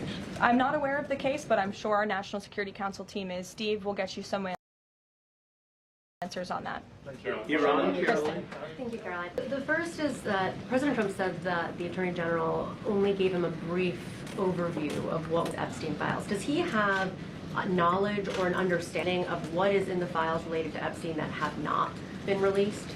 Not to my knowledge, and that's a question for the Attorney General, as I said, and the President has told the Attorney General if they have any more credible evidence, they should release it. Is that evidence, would she have to run that by the President before she released it? I don't think so. He said if she has any more credible evidence, she should release it. Go ahead. Thank you. Go ahead, yes. Great. Thank you, Caroline. 2 questions. One, today... And you can go ahead, Andrew. Don't worry. Today, tens of thousands of folks are rallying nationwide to honor the legacy of Congressman John Lewis. Meanwhile, Republicans in Texas reportedly are working to redraw congressional maps at President Trump's urging. How is President Trump reconciling his call to action for Texas Republicans with the legacy of Representative John Lewis? I'm not quite sure how the two things are related. I think the President would agree that John Lewis served our country for many, many years. It has nothing to do with the redistricting efforts that are currently underway by Texas Republicans to add seats to their legislature. They have the right to do that. The President spoke to the congressmen and women who serve the great state of Texas about it, but it's up to them and it's up to their legislature to get that approved. And Caroline, just the second question. And does the President support the Justice Department's request for just 1 day in jail for the officer convicted in Breonna Taylor's killing? And what message does he believe that sends to her family and to other families seeking justice in cases of police violence? I haven't talked to the President about that case. Go ahead. Just the President, when the President met the interim President of Syria a couple of months ago, he described him as a young, tough, attractive guy. After the latest clashes in Syria over the last few days, does President Trump still support Syria's interim president? The President still supports Syria's pathway to a peaceful and prosperous country, and you received an update directly from the Secretary of State on the ongoing situation between Syria and Israel. I spoke to him myself this morning to get an update, and as soon as the United States became involved in this conflict, we were able to de-escalate, deconflict. That seems to be continuing. Syria agreed to draw back their troops that were in the area where that clash was ongoing, and we continue to be very actively monitoring the situation. The President wants to see Syria become a prosperous and stable country, and by the lifting of the sanctions on Syria, he's giving them a real chance to do that, and he wants to see that through. Andrew, go ahead. So on Tuesday, the President told a very detailed story about his uncle, noted scientist John Trump, and Theodore Kaczynski, the late Unabomber. He said that Dr. Trump taught Ted Kaczynski. Ted Kaczynski was not identified as the Unabomber until 1996, 11 years after John Trump passed away. It would have been impossible for John Trump to have ever discussed the Unabomber with the President. So What was he talking about? And I have one follow-up. Andrew, with so many issues going on in the world, I'm a little bit surprised you would ask such a question, although I'm not sometimes coming from you, I will say, but I'm willing to give you an answer. Nevertheless, the president's uncle did, in fact, teach at MIT. He was a very intelligent professor. The president's very proud of his family. In fact, the president has a letter from his uncle on the MIT letterhead that sits in the Oval Office dining room. Maybe we'll let you see it sometime. And then Elizabeth. Caroline, one more on. Elizabeth, will the go ahead. president consider pardoning Ghislaine Maxwell Elizabeth, if the Epstein case is a hoax? Okay, I'll start off with the president said last week he would not be getting involved in the New York City mayoral case. If that mayoral race, if that's still the case, given his history drawing a large crowd in New York City, what's his reason for staying out of it in that way? Well, look, I think the president reserves the right to get involved in races or not get involved in races, and he's made the decision not to weigh in on the New York mayoral race, as you rightly pointed out, although he has gone as far to say he absolutely does not want to see Zemdami elected, who is a known communist who supports the abolishment of private property, the defunding of police. He has made very well-known anti-Semitic statements. It would be a disaster for New York and for this country, and I think it's quite telling that this individual, a known communist... Father's key to gender justice. Here's another one. This came from Louisiana Public Broadcasting. Becoming Papa, father's key to gender justice. I can tell you that's every mom and dad in Louisiana, when they lie down to sleep at night, and they can't, they're lying there worried about gender justice. Not. I mean, the article, the title of the article suggests what you ought to believe. That's not fair or balanced. Here's another one. Transgender athletes seek protections to play sport. Here's another one. This came from Louisiana Public Broadcasting. Becoming Papa, father's key to gender justice. I can tell you that's every mom and dad in Louisiana, when they lie down to sleep at night, and they can't, they're lying there worried about gender justice. Not. I mean, the article, the title of the article suggests what you ought to believe. That's not fair or balanced. Here's another one. Transgender athletes seek protections to play sport. Here's another one. This came from Louisiana Public Broadcasting. Becoming Papa, father's key to gender justice. I can tell you that's every mom and dad to sleep at night.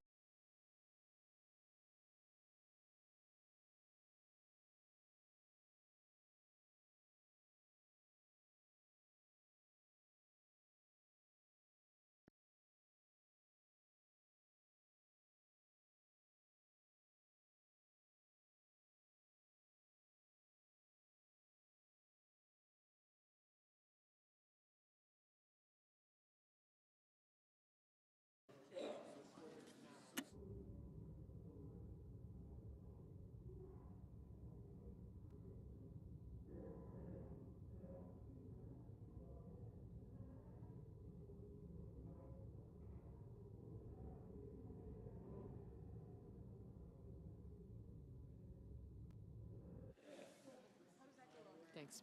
Ms. Warren, no.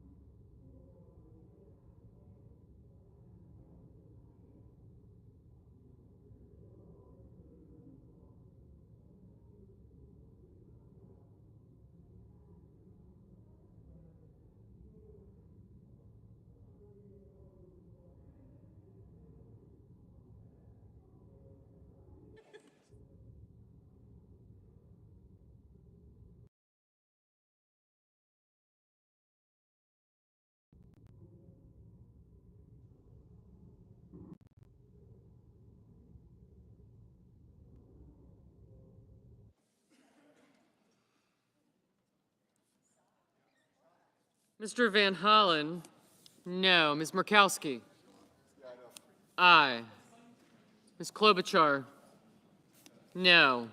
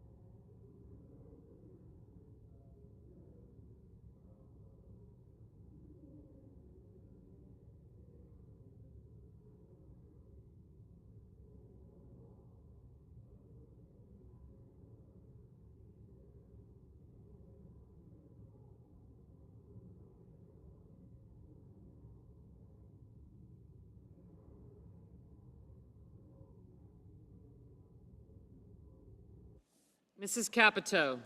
Aye. Ms. Alsobrooks? No.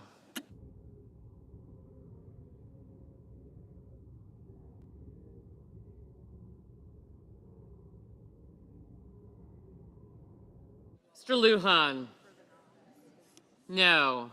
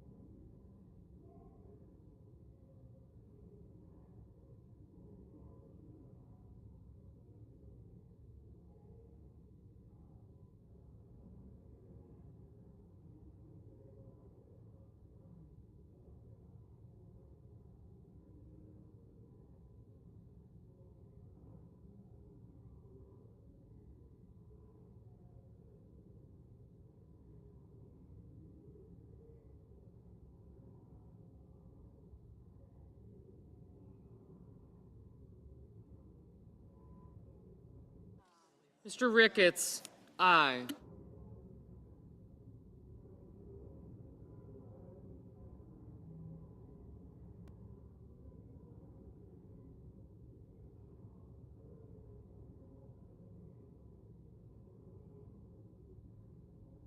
Mr. Sullivan, aye. Oh. Mr. Kim, no.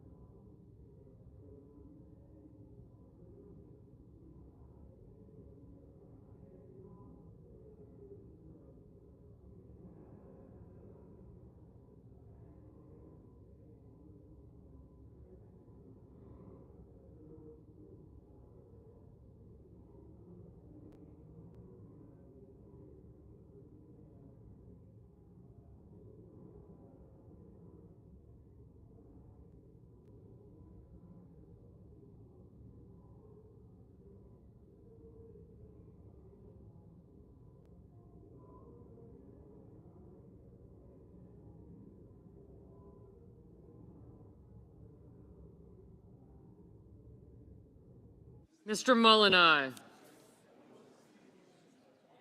Mr. Risch. Aye.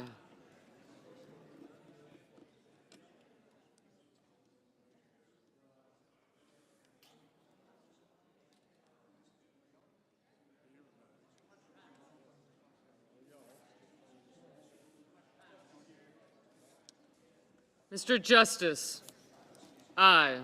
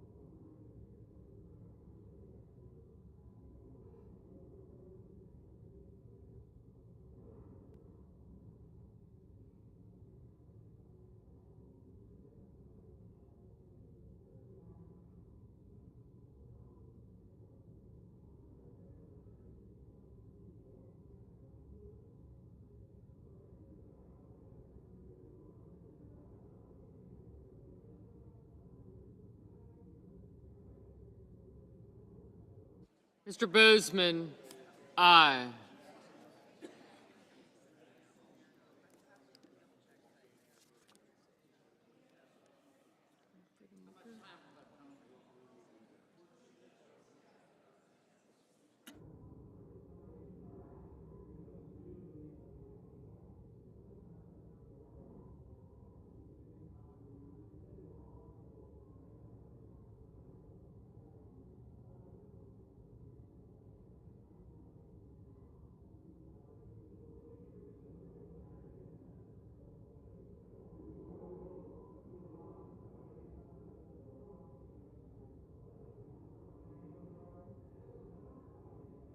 Mr. Kelly, no.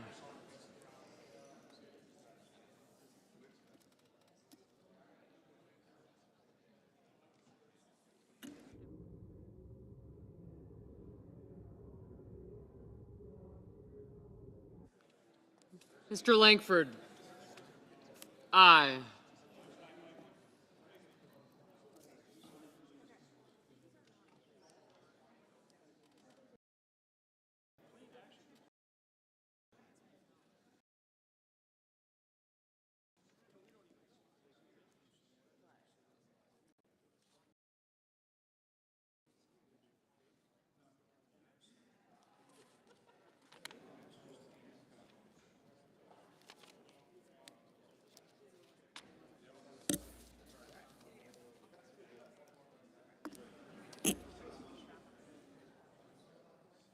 Mr. Wicker, aye.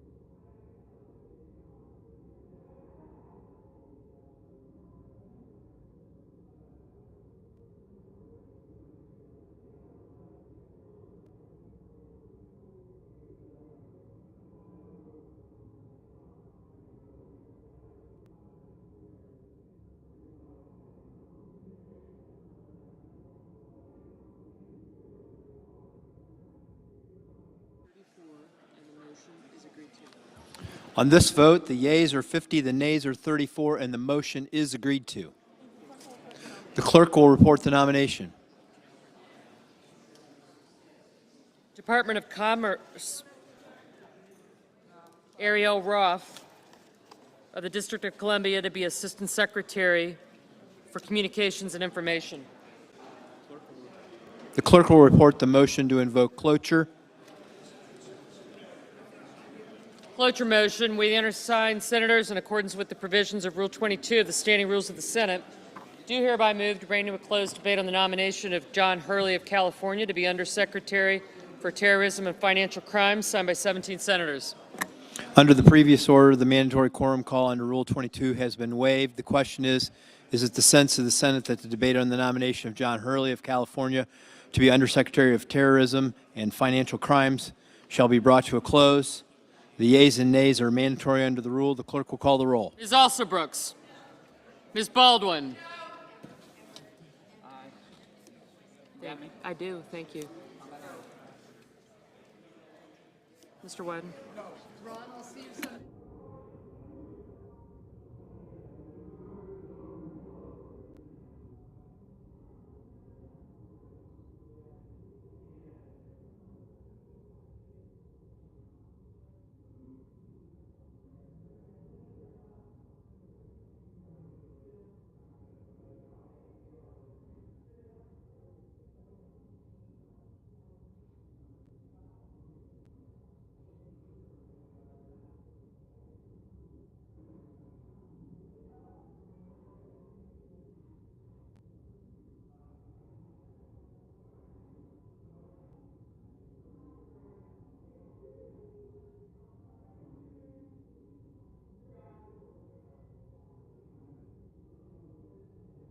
Mr. Banks. Mr. Barrasso.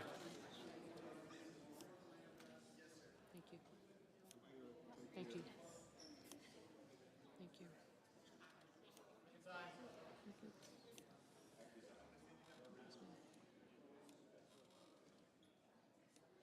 Thank you. You.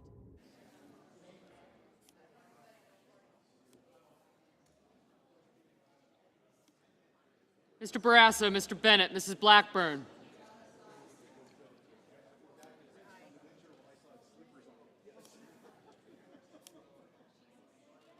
Thank you. Mr. Blumenthal, Ms. Blunt Rochester.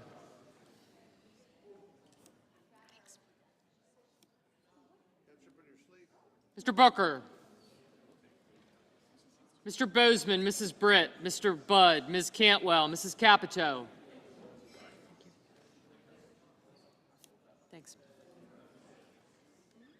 Mr. Cassidy, Ms. Collins, Mr. Coons, Mr. Cornyn, Ms. Cortez Masto, Mr. Cotton, Mr. Kramer,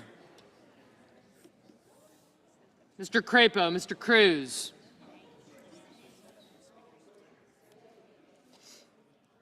Mr. Curtis, Mr. Daines, Ms. Duckworth, Mr. Durbin, Ms. Ernst, Mr. Fetterman, Mrs. Fisher, Mr. Gallego, Mrs. Gillibrand, Mr. Graham, Mr. Grassley, Mr. Haggerty, Ms. Hassan, Mr. Hawley, Mr. Heinrich, Mr. Hickenlooper, Ms. Hirono, Mr. Hoven, Mr. Husted. Yes. Thank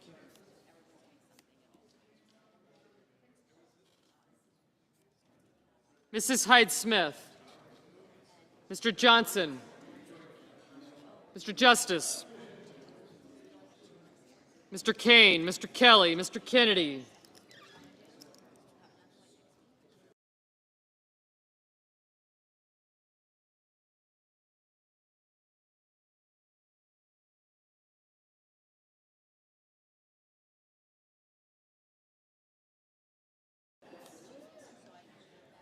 Mr. Lee, Mr. Lujan, Ms. Lummis, Mr. Markey, Mr. Marshall, Mr. McConnell, Mr. McCormick, Mr.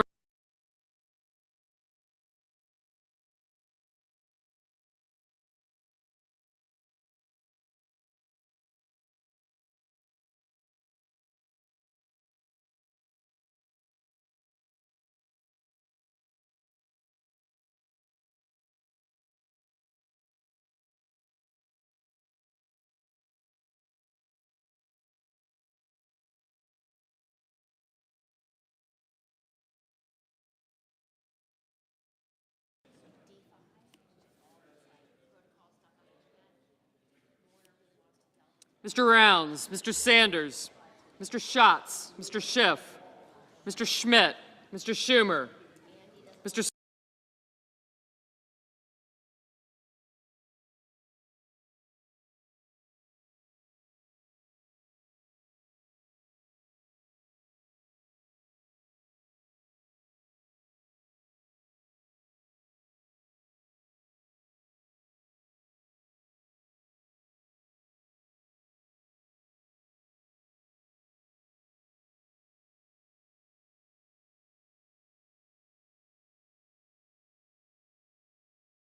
Ms. Warren.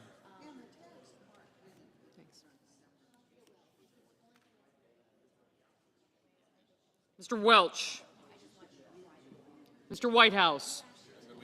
Thank you, you too. Mr. Wicker, Mr. Wyden, Mr. Young.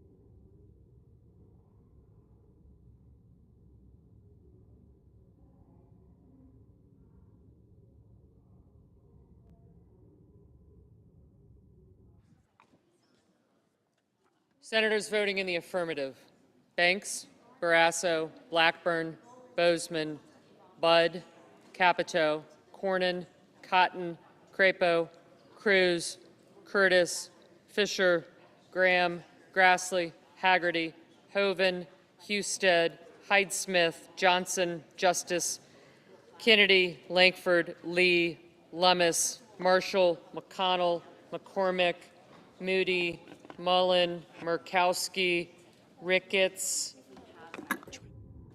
Risch, Rounds, Schmidt, Sheehy, Sullivan, Tuberville, and Wicker. Thank you. Senators voting in the negative: Alsobrooks, Baldwin, Blumenthal, Cantwell, Cortez Masto, Duckworth, Fetterman, Gillibrand, Hassan, Hickenlooper, Hirono, Kelly, Kim, Klobuchar, Lujan, Markey, Merkley, Murphy, Murray, Padilla, Reed, Schatz, Schumer, Slotkin, Smith, Warnock, Warren, Welch, and Wyden. Ew.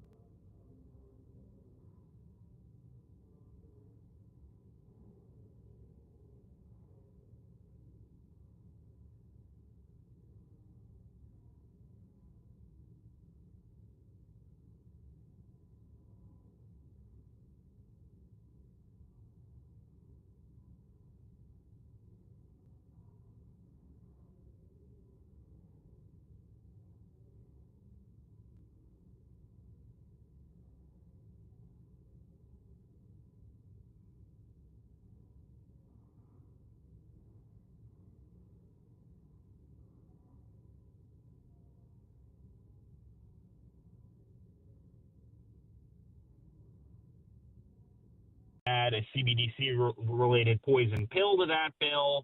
This led to the protracted standoff, and it was eventually resolved late on Wednesday night when House Republican leaders agreed to add language that would ban a central bank digital currency to the National Defense Authorization Act when the House takes that up later this year. Of course, that'll create a whole nother struggle, but that's a problem for tomorrow.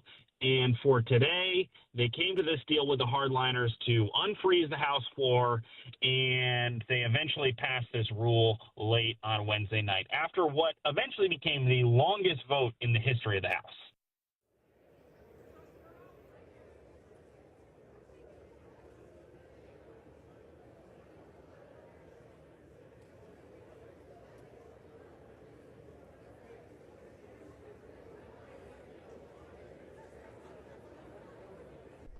Well, as you can see, just a few votes remain to be tallied. The House is expected, we understand, to go into recess as members prepare to debate the Senate-approved $9 billion spending cuts bill today. The House Rules Committee has yet to meet on that measure, which needs to happen before it can come to the floor today in the House. Here's a look at more floor debate on cryptocurrency legislation being considered today. Rise and yield myself such time as I may consume in support of H.R. 1919. This bill has been before us before in this House chamber. We debated it in the last Congress. It's had the outstanding leadership, support, and advocacy by our majority whip here in the House, Mr. Tom Emmer of Minnesota, and I rise in strong support. At stake is a 10, the bill is passed. Without objection, a motion to reconsider is laid on the table. Pursuant to Clause 12A of Rule 1, the Chair declares the House in recess, subject to the call of the Chair.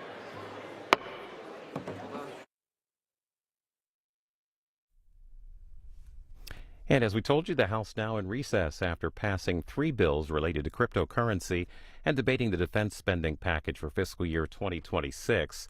Members will return after the House Rules Committee approves debate rules for the $9 billion spending cuts package that passed the Senate earlier on Thursday morning. Republicans aim to approve the Senate revised version by the Friday deadline. When members return, you can follow our live coverage here on C-SPAN.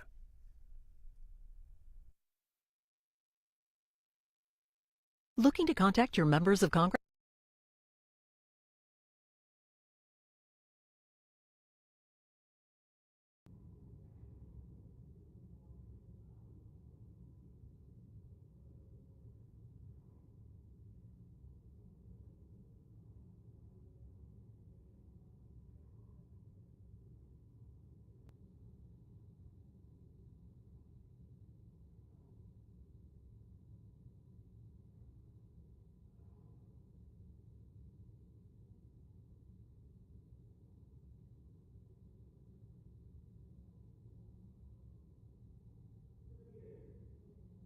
Mr. Peters, no.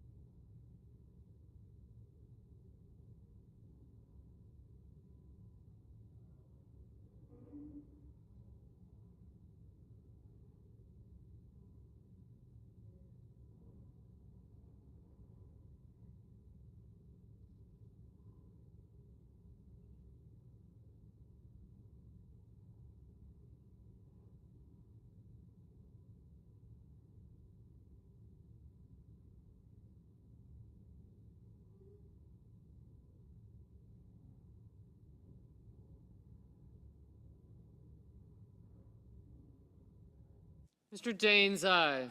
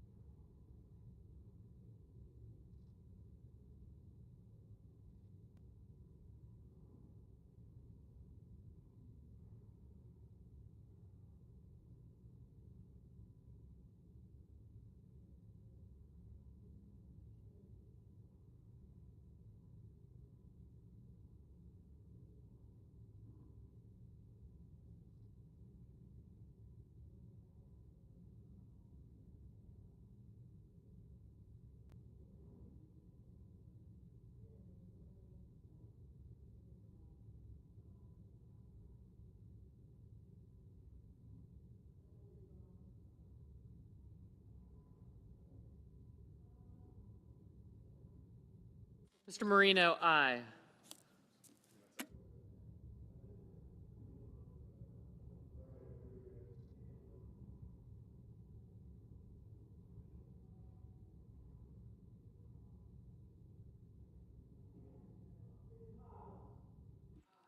Ms. Collins, aye.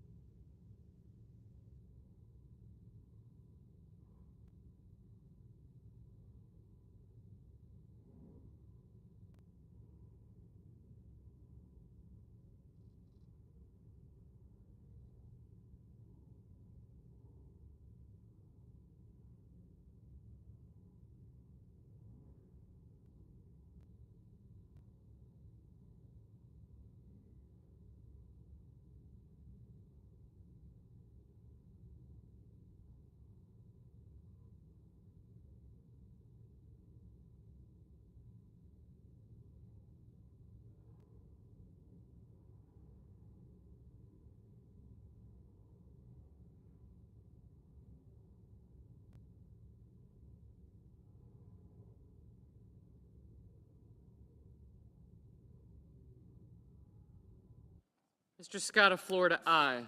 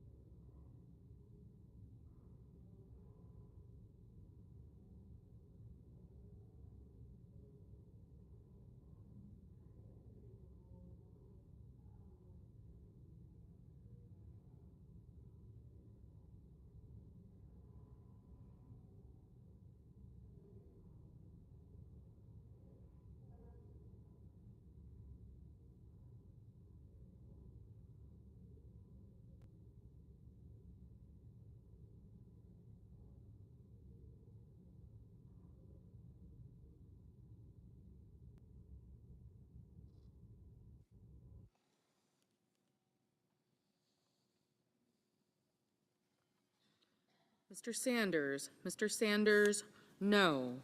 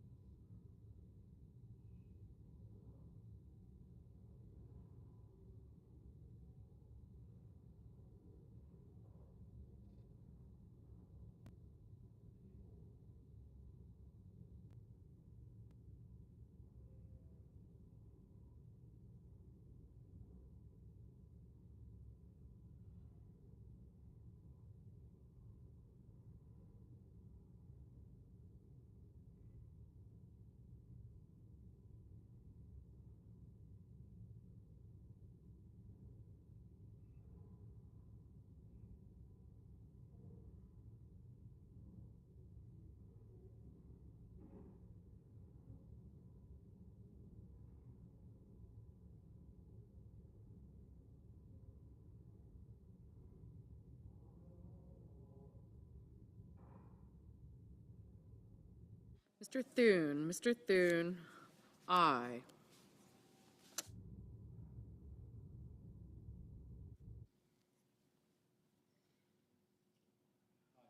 Mr. Cassidy, aye.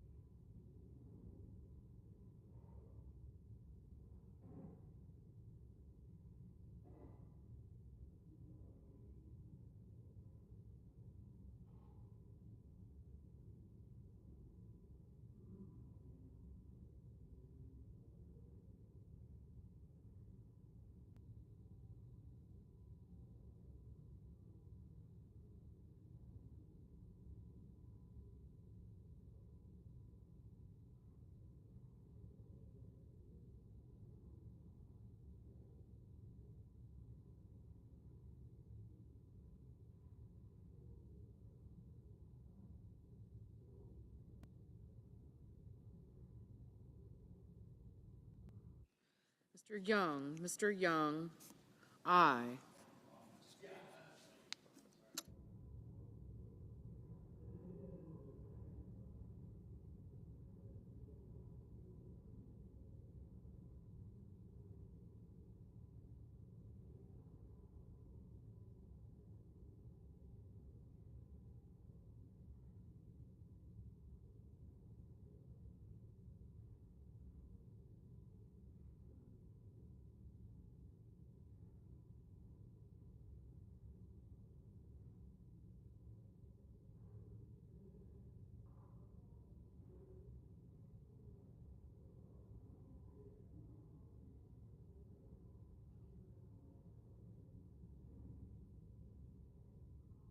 Mr. Ossoff, no.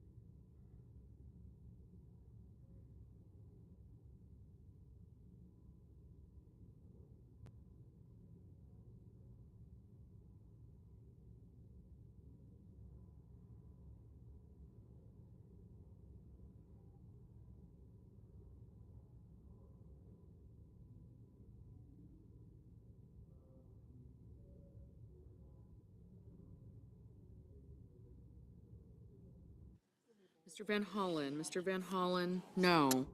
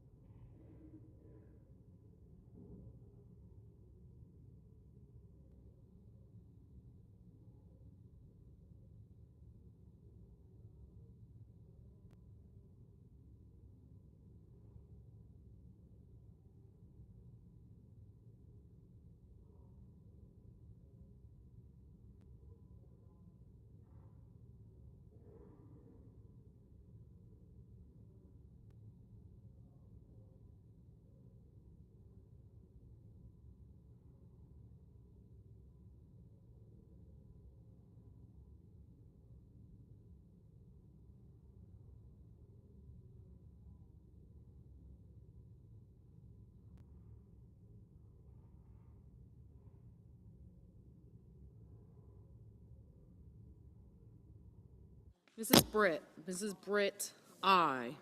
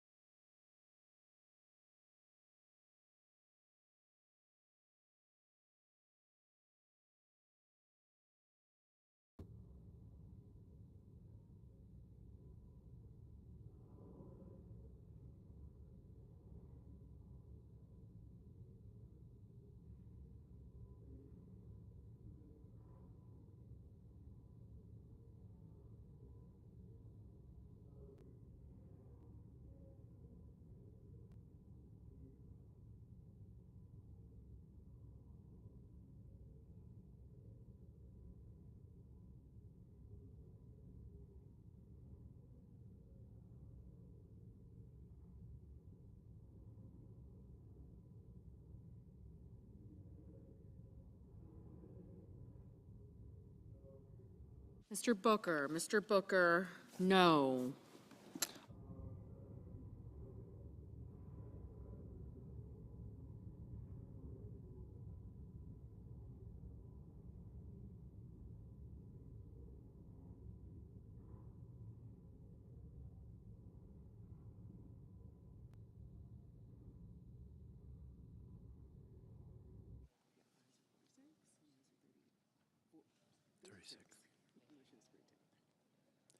On this vote, the yeas are 46, the nays are 36, and the motion is agreed to. The clerk will report the nomination. Nomination, Department of the Treasury, John Hurley of California to be Undersecretary for Terrorism and Financial Crimes. Mr. President. Chair recognizes the senator from West Virginia. Thank you, Mr. President. I rise today to honor a dear friend of mine who has dedicated nearly 2 decades of his life to the service of our great state of West Virginia, and really to the betterment of our students seeking higher education. The man who has been president of more universities than anyone else in the world, Dr. E. Gordon Gee, president of West Virginia University, who retired this week. Dr. Gee, or Gordon as we call him, was fortunate to serve 2 tenures as president of WVU. First, from 1981 to 1985, and again from 2013 to 2025, where he brought his strong desire for community and his absolute love of education to our home among the hills in West Virginia, in Morgantown. I know I speak for everyone when I say how much we will miss his signature bow ties, and I think he must have thousands of them, and his love for athletics, which has led him to be a leader not just at WVU and his other schools, but also at the NCAA. You know, he even offered to suit up for the WVU football team, although he's quick to admit he's not much of an athlete. But he has such infectious energy and thoughtful guidance, and his legacy will be felt at WVU for generations to come. To understand the impact that Gordon has made on West Virginia, I must expand on what WVU really means to our state and people far outside our borders. WVU was established in 1867, initially named the Agricultural College of West Virginia, and became our state's first public land-grant university. Since then, individuals from across our state, country, and world have become mountaineers, and many are WVU grads, including many members of my family. There are a couple things that I must note about WVU. First of all, mountaineers are everywhere.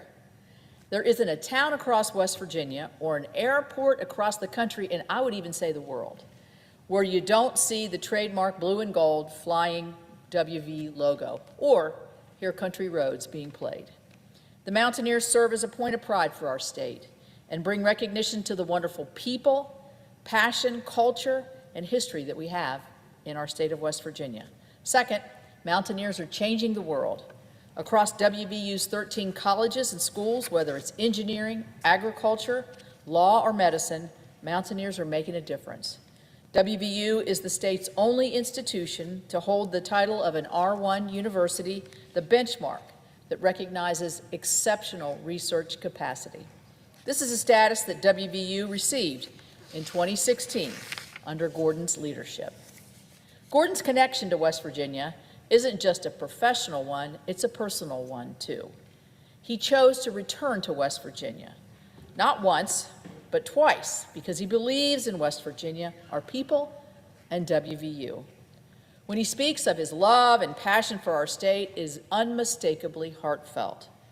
Gordon believes in the power of education, and that belief has left its mark not only on Morgantown, but across every corner of our great state, and honestly, across the country.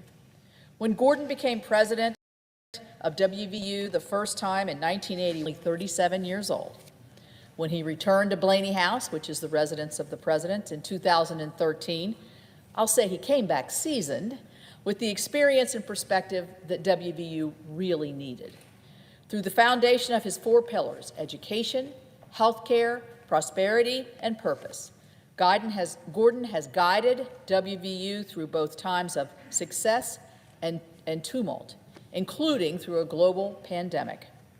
He made education for our children in West Virginia more accessible and obtainable, and moved our state towards one of his principles, that West Virginians should not have to leave our state's borders to receive the health care that they deserve.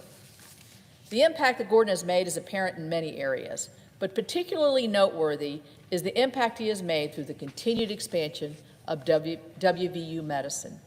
As the chairman of the WVU Medicine Board of Directors, Gordon oversaw the addition of 20 hospitals under the WVU Medicine umbrella that span across our state, and increased the capacity and research support for WVU's world-class facilities like the Rockefeller Neuroscience Institute, our Cancer Institute, Heart and Vascular Institute, and the new Children's Hospital. As West Virginia's senator, I've had the privilege to work with the wonderful and incredibly impressive people of WVU Medicine and visit these facilities many times. And let me tell you, they are on the cutting edge of medical achievements that will save lives and change our world. Gordon's leadership has been a critical part of this success, and it's fitting that his recently finished portrait will live at the WVU Medicine campus. Although Gordon was born in Utah, he is the first to tell you that he is a born-again West Virginian. He has made our state his home, and the effort and energy that he puts towards benefiting the lives of his fellow West Virginians is evident. Two of Gordon's 4 pillars that I mentioned earlier, purpose and prosperity, relate directly to economic development in our state. Along with Marshall President Brad Smith, Gordon was central to developing the First Ascent program in West Virginia. This program connects recent WVU and Marshall graduates with workforce opportunities within our state that launch their professional careers and keep our best and brightest at home, contributing to our communities.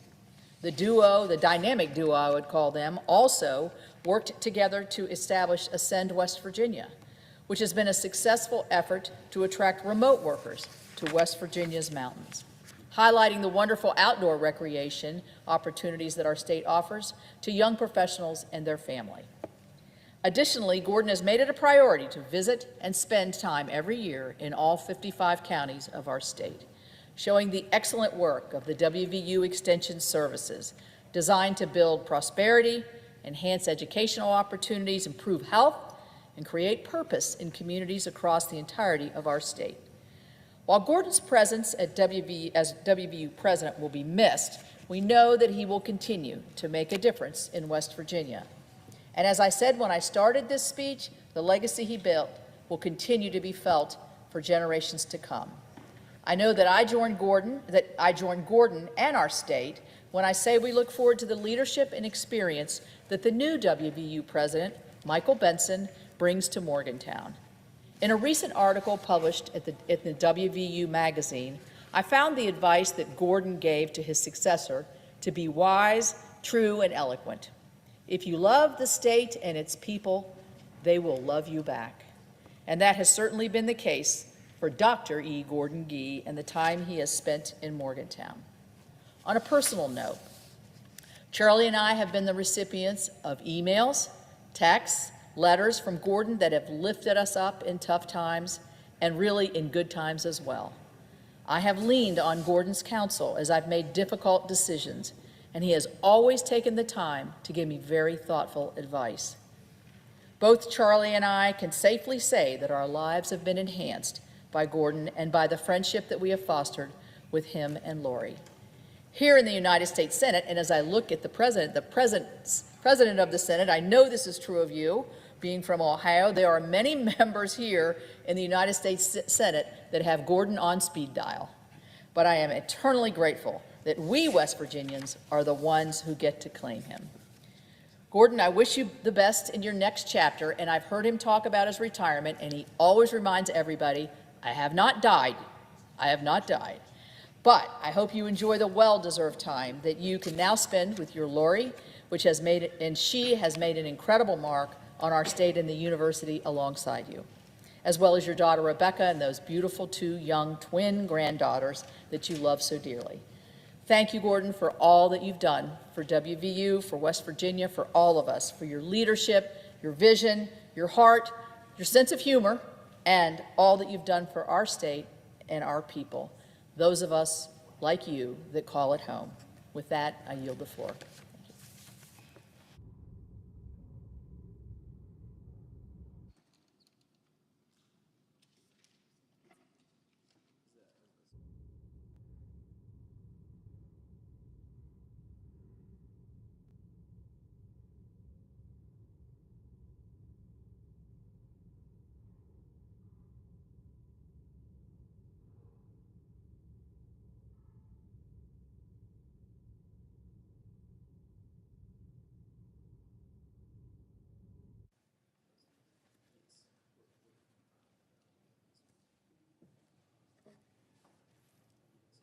Mr. President. Chair recognizes the senator from Oklahoma. Mr. President, in the past month, my great folks in Oklahoma have started learning a new term around here. That's an old term, actually, but it's a term that we use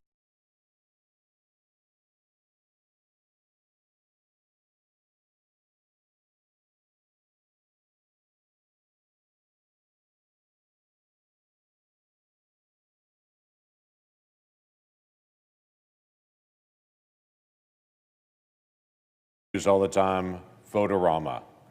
I have to tell you, it makes me sleepy just to say the word, because Votorama is a part of the 1974 Budget Act that allows for unlimited debate on an issue of certain types of budget process, rescissions that we did yesterday, and then trying to be able to go back even farther to be able to deal with a reconciliation. I want to spend just a couple of minutes talking about it, because so many folks that I talk to have no perspective on this, Mr. President. And so I think it's good to be able to just get some context. The 1974 Budget Act set out 12 different appropriation bills that are done. That's how our budget is actually done. That's how we actually spend. Now, when the House and the Senate and the President signed that, those 12 bills are now law. So they have to be done. That has to be spent. But if the President were to say, I don't want to spend this amount, I don't think it's necessary, it's the law, so it has to be done. But the President can actually send back over to Congress a rescission and to say, I'd like permission to turn this part off, literally make a new law to be able to say, we're not going to spend this. That's what's happened here in the last 24 hours. The President sent over about 40 days ago a rescission for $9 billion and said, I don't think this needs to be spent. And I'll talk about a little bit of the context of that in a moment. But it was on foreign aid, and it was on National Public Radio and PBS. It was $1 billion in PBS and National Public Radio. It was $8 billion for foreign aid. And sent it over and said, I don't think this needs to be spent. Now, what's been interesting is to be able to see the national conversation on this on social media, as if this cuts off all foreign aid everywhere. And I have to tell you, I have some of my good friends at home that they'd be fine with all foreign aid being cut off. But that's not what happened. What happened was actually going through and examining what foreign aid do we want to keep and what foreign aid do we think is wasteful, that we shouldn't keep on it. So what actually happened? Let me set some context on this first. There are things like PEPFAR, which I've been very supportive of. For the last couple of decades, the United States has made one of the biggest impacts in the world on slowing down the spread of AIDS worldwide. The work that's been done in Africa through PEPFAR on AIDS, on tuberculosis, on malaria, has literally saved millions of lives and has dramatically slowed down that virus movement and the innovation that not only affects Americans that suffer with those, but also affects the entire world in the movement of that disease. It's led us to actually engage in areas like Ebola and other areas to be able to go and fight and to make sure diseases that are happening there that are highly communicable don't spread to us or to other parts of the world. All of us who have experienced COVID know full well it's better to be able to attack it early than it is to be able to fight it late. PEPFAR has been that entity that has done that. This bill that we just walked through in the rescission didn't affect that aid at all, and said, no, we're going to continue to be able to do that. Programs like Food for Peace and the McGovern-Dole programs that actually feed hungry around the world, that some of my farmers and ranchers in Oklahoma even, and some of the mills that are there, actually take some of the food that is grown there. It's literally packaged in the Midwest, and it's shipped all over the world to feed hungry folks. That's still in place. That's not changed. I know a lot of folks on social media say, oh my gosh, this is cutting off all food aid everywhere else. No, that's actually not what happened. Work through our foreign aid programs to counter Chinese Communist Party influence around the world. That wasn't affected. In fact, that was specifically isolated out, saying, no, we're going to continue to do that because we've got to push back against communism and its spread across the world. Combating anti-Semitism, human trafficking, religious persecution. No, we protected all those and make sure those were not affected. Polio eradication efforts around the world, especially for children. It's protected. We didn't make any change on that. All that foreign aid is still going out. Now, again, I have folks at home that say that's somebody else's problem, but the vast majority of Americans and of Oklahomans say, hey, we need to make sure that we're engaging in humanitarian needs in other places where we can, as we're also fighting our debt and deficit. But what are some of the areas we actually did do? Because we actually did eliminate $8 billion. Let me give you a couple of examples on that. We actually did a 25% reduction in their resettlement fund that's run through State Department. Now, why would we cut 25% of the resettlement fund? Well, 18 months ago, the United States was facing 2.5 million people a year illegally crossing our border. And there was work across all of government that the Biden administration was doing to try to manage these people in very mass numbers. Well, guess what? We have less than 200 now a day even attempting to cross our southern border. So there's not a need for this massive resettlement fund anymore because the border's under control. So this fund was cut 25%. Now, we're still involved in some resettlement efforts in other places for refugees around the world. We're still involved in disaster aid, but we don't need near as large of a fund for this because there's not near the problem that there used to be because our border's more secure. The Office of Management and Budget literally went through the State Department line by line and identified all these different line items and said, what did we spend our money on in this account last year? This went to humanitarian aid, but then they also identified different areas that the State Department took some of these funds and said they spent it on these areas. For instance, the State Department spent $2.5 million to teach children how to make environmentally friendly reproductive health decisions. Well, we cut that. And we said, no, I think most Americans would say, what in the world are we doing with that? They spent $3 million creating an Iraqi version of Sesame Street to be able to use in Iraq. They spent $4.5 million on Malaysian Youth Climate Corps. They spent a ton of money on a pride parade sponsoring, the United States taxpayer sponsoring a pride parade in Southern Africa. There was money that was spent to promote vegan food in Zambia. There was money spent for social media mentorships in Serbia and Belarus. There was $18 million spent to improve gender diversity in the Mexican street lighting industry. You know what? We cut that.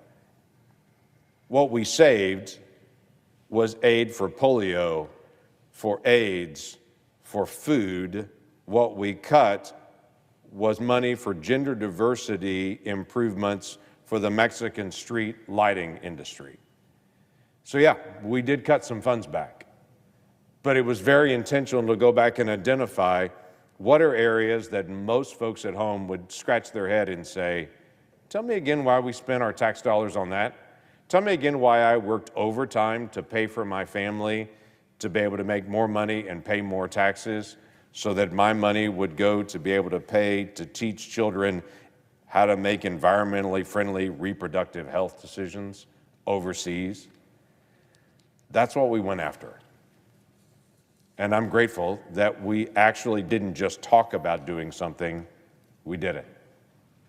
Not only did we do that on the State Department side, we engaged in something that a lot of people have talked about for a long time, NPR and PBS. Now, I've got nothing against Sesame Street. I've got nothing against Antique Roadshow. I've got nothing against NPR programs. If people want to be able to listen to that, well, that's fine. They're an American. They can have the opportunity to be able to listen to it. But this has been interesting just to be able to hear the conversation about it. Because the conversation has been, we shut the whole program down. NPR is closing down tomorrow. Well, that's just not true. Let me tell you what we actually did with this rescission. We gave about 1.5 years of time to NPR and to PBS to find some additional funding, because NPR, 90% of their funding right now, 90% of their funding comes from private sources. The federal taxpayer just pays 10% of it. Now, that 10% for PBS and for NPR equals $1 billion. It's a big number, but it's just 10% of the funding. They provide sponsorships. I asked the question, how does every other television station, every other radio station seem to operate and find enough sponsors to be able to cover them, but somehow magically NPR will not be able to cover the last 10% of their cost? That's absurd. Of course they'll be able to do that. I've smiled and jokingly said to folks, if MSNBC can find enough sponsors to cover it, NPR I bet can as well. Listen, they'll be able to find enough sponsors, and they've got time to be able to actually do that. We didn't cut them off tomorrow. We gave them about 18 months of time and said, you need to start finding some other sponsorships to be able to get ready for that. Because some people really like PBS. That's great. They'll still be out there. I grew up in a time period like some folks in this room grew up in. I was the remote control growing up. Okay, we'd sit on the couch and Mom would say to me, go up to the TV, turn the dial, and because I was the remote control in our family. Because we had 4 stations. We had an ABC, NBC, CBS, and PBS. That's the 4 stations we had. We established that as a nation that we need to be able to get emergency information out because that was the best way to communicate, because we had 4 stations in America. That was it. Well, that's not true anymore. There are thousands of stations that are available over the air for free, streaming platforms galore if you want to be able to spend $100 a month for each of them. We've got lots of things on our cell phones and access to it. There are lots of different options now that are very different. I think some people don't realize in 1983, Ronald Reagan proposed taking the funds away from PBS and from NPR, saying it was not needed in 1983 because we had enough options. Much less now, and think about all the options we have. It's been fascinating for people to be able to say, if we don't have PBS, people will not know how to respond in an emergency. They desperately need that for an emergency. I live in a rural state in the great state of Oklahoma. We have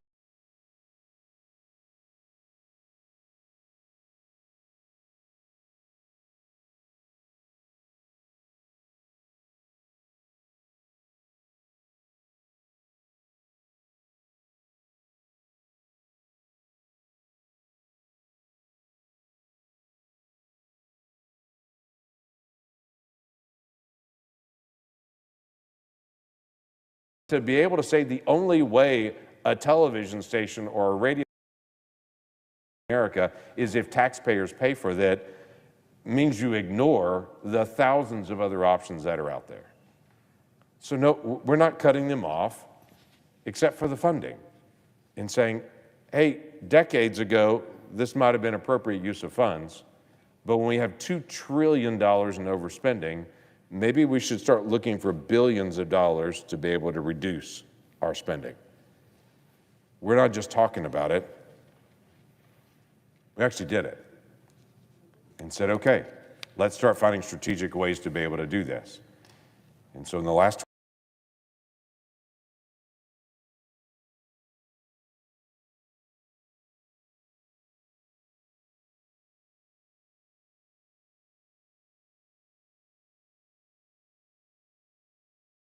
last night, if we go back a reconciliation bill, another vote-a-rama with unlimited amendments that we had literally more than 24 hours of amendments.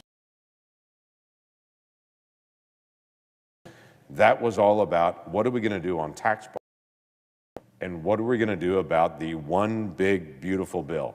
I have to tell you, I have friends at home that catch me that say, I've heard the term over and over again. Well, let me tell you a little bit about it, because I want people to know a little bit more about what's actually in there.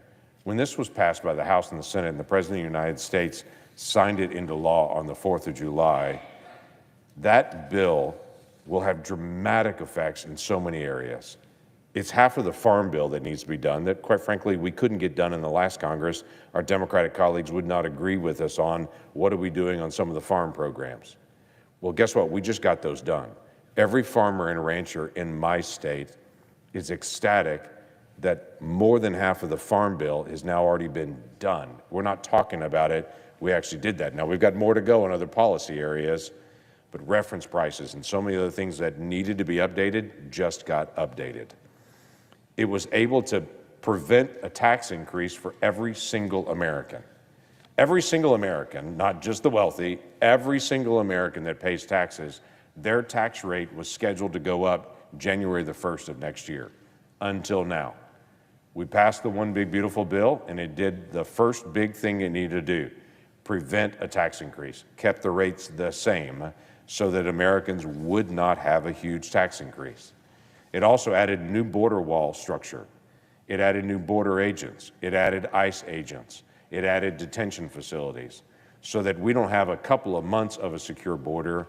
We have structures that are going into place to be able to make sure long-term we have a secure border. Now, there's more to do in law in other areas, but the financial part of it we put in place, and it wasn't for a single year. We actually put that in place for 4 years to be able to make sure that funding would be there to be able to have the structures in place to be able to do that. There was significant funding that was put in to be able to modernize our military, especially our Navy. We're very, very behind in that area. So there's strategic investments in that. Strategic investments into Coast Guard, which is decades behind. If you go to a Coast Guard station right now, you'll find older ships, older ports, out-of-date cameras, out-of-date radar. They desperately need to be updated. So for all of our coastal communities, they know how dependent they are on Coast Guard. This One Big Beautiful Bill finally puts an investment into our Coast Guard to be able to increase safety. And while I'm talking about safety, we all know we desperately need air traffic control. This bill does $12.5 billion to finally bring our air traffic control up to a modern system. You walk into an air traffic control tower, it looks like you just walked into the 1960s. It won't in the days ahead because the investment has been made to be able to modernize the air traffic control based on what is in this bill. It is one of the most significant investments that we've had in a very, very long time in strategic areas that desperately needed help. Now, I've heard from a lot of folks on this, that this is a giant deficit bill. I get that. I've seen all those things on social media. But if you went to the Congressional Budget Office, and everybody's welcome to be online, if you went to the Congressional Budget Office, score, this is after all the amendments, all the text changes, everything has been done. The final score from the Congressional Budget Office was $400 billion in savings. Not in deficit, $400 billion in savings was the final score where they came out once everything was all said and done. Now, I understand on social media, there are lots of other things flying around there. I encourage you to go check the last score to be able to make sure it had all the information, that everything was up to date on this. There's a couple things I had the privilege of being able to work on for a long time on this bill. Many of them took years. There's kind of a running joke in the Senate that nothing moves fast in the Senate until it does. Many of these issues I've literally worked on for years to be able to make sure that they are ready for this moment. I want to talk through just a couple of them to make sure everybody knows what's really going on. One of them is called full expensing. Now, if you own a business, you know what that is. If you don't own a business, you have no idea. But if you're a small business or a manufacturer, if you buy a truck or a piece of heavy equipment or manufacturing equipment, you have to expense that out as your business expense over several years. That's really hard to do, and typically on your first year you buy it, you have to take out a loan to pay your taxes because you had a big capital expense and you don't have enough money to be able to float to be able to cover your taxes as well. We shifted the policy permanently in this bill, where every business that buys a big piece of capital equipment, they can expense it out in that year that they bought it. Now, it doesn't make any difference on the amount of revenue coming into the Treasury, but it makes a huge difference to that individual business owner and incentivizes them to be able to buy another big piece of equipment the next year. You know what that does? that encourages more manufacturing in the country. Because when they buy that truck, when they buy that tractor, when they buy that piece of equipment for their manufacturing, they get more efficient, and the business that made that truck, that makes that piece of equipment, they get more business, and it churns the economy. Every single economist, right or left, says if you do full expensing, it helps your economy. Well, guess that was in this one big beautiful bill. That allows now, until Congress changes this, which I hope they never do, no expiration, full expensing now is a part of our tax code, because I think that's essential to be able to be there. There's another piece that I worked on, and it's connected to this full expensing. In 2021, my Democratic colleagues did a bill they called the Inflation Reduction Act. They changed energy tax policy in that, and in that they created a new tax just on oil and gas companies to say they can't write off their expenses like every other company can. There's like a special punishment just put in, a special new tax piece put in just for oil and gas companies. It's called intangible drilling cost, IDCs, you'll hear the term used. We were able to say, if we're going to treat all manufacturing the same, that they get a chance to expense out, that should also be true for oil and gas companies. They shouldn't be punished. They should be treated, watch this, the same as everyone else. It's not a special perk for them. They would be treated equally as every other manufacturer across the country. That provision is in here. What does that do? That increases domestic production of domestic energy, and it encourages a lot of companies that are out there that have a lot of jobs that are based here in America to be able to continue to invest in their workers and in bringing more energy to the United States. It was a very significant provision that I've actually had the opportunity to be able to work on for years to be able to get that done. Another change that I disagreed with in our 2017 bill, shocking that we don't all agree on everything, on every aspects, but in 20 actually take a deduction for donating to a nonprofit. In 2017, it became only those in the upper brackets could, those that are called itemizers. It's the top 9% of Americans. They could actually donate to a nonprofit and then deduct that from their taxes. That's bothered me ever since. The result of that is billions of dollars less that has been donated to nonprofits. After years of working on this and talking to my colleagues, we all agree we got to be able to fix that. In this bill, we changed it. As of next year, every American who pays taxes, if you donate to a nonprofit, and you pick who it is, doesn't matter. If you donate to a nonprofit, you can write off up to $2,000 of your donations to a nonprofit on your taxes. Why do we do that? We do that because we strongly believe that the government's not the only safety net in America. There are three safety nets in America. The family is the first safety net.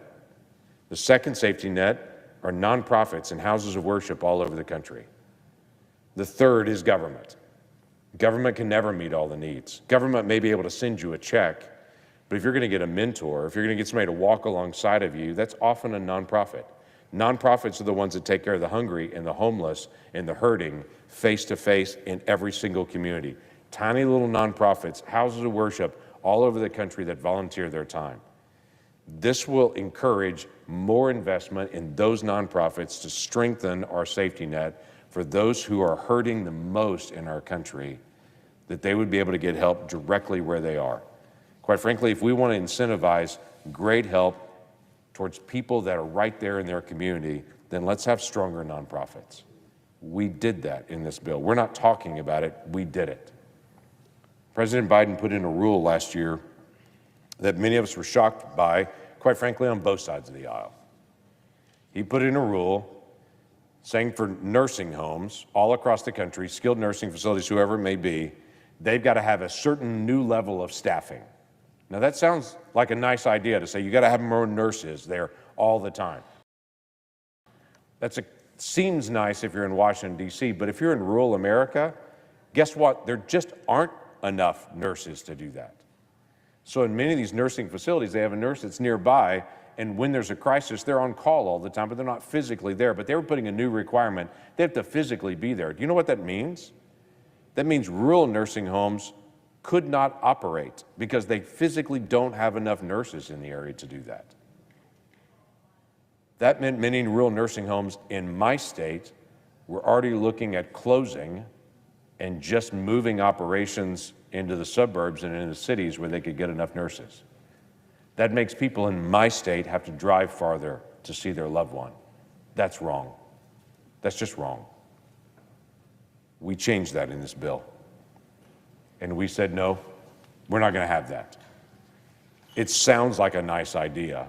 In reality, it shuts down access in rural America to family members that are at one of their most vulnerable moments they've ever had in their life.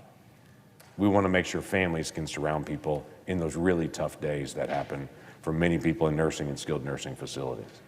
Just 3 quick stories. I know I've talked for a long time, but when I say it's a big, beautiful bill, it's big. There's a lot that's in it that I think a lot of people have missed. But if I can just give you 3 quick stories, Mr. President.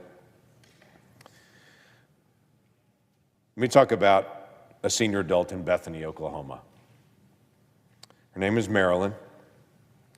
She just found out about the new standard deduction that's in the One Big Beautiful Bill for senior adults that are working senior adults. She just found out about it, and she told us, our Social Security benefits that we've paid into for all these years are key, but they're buying less and less these days.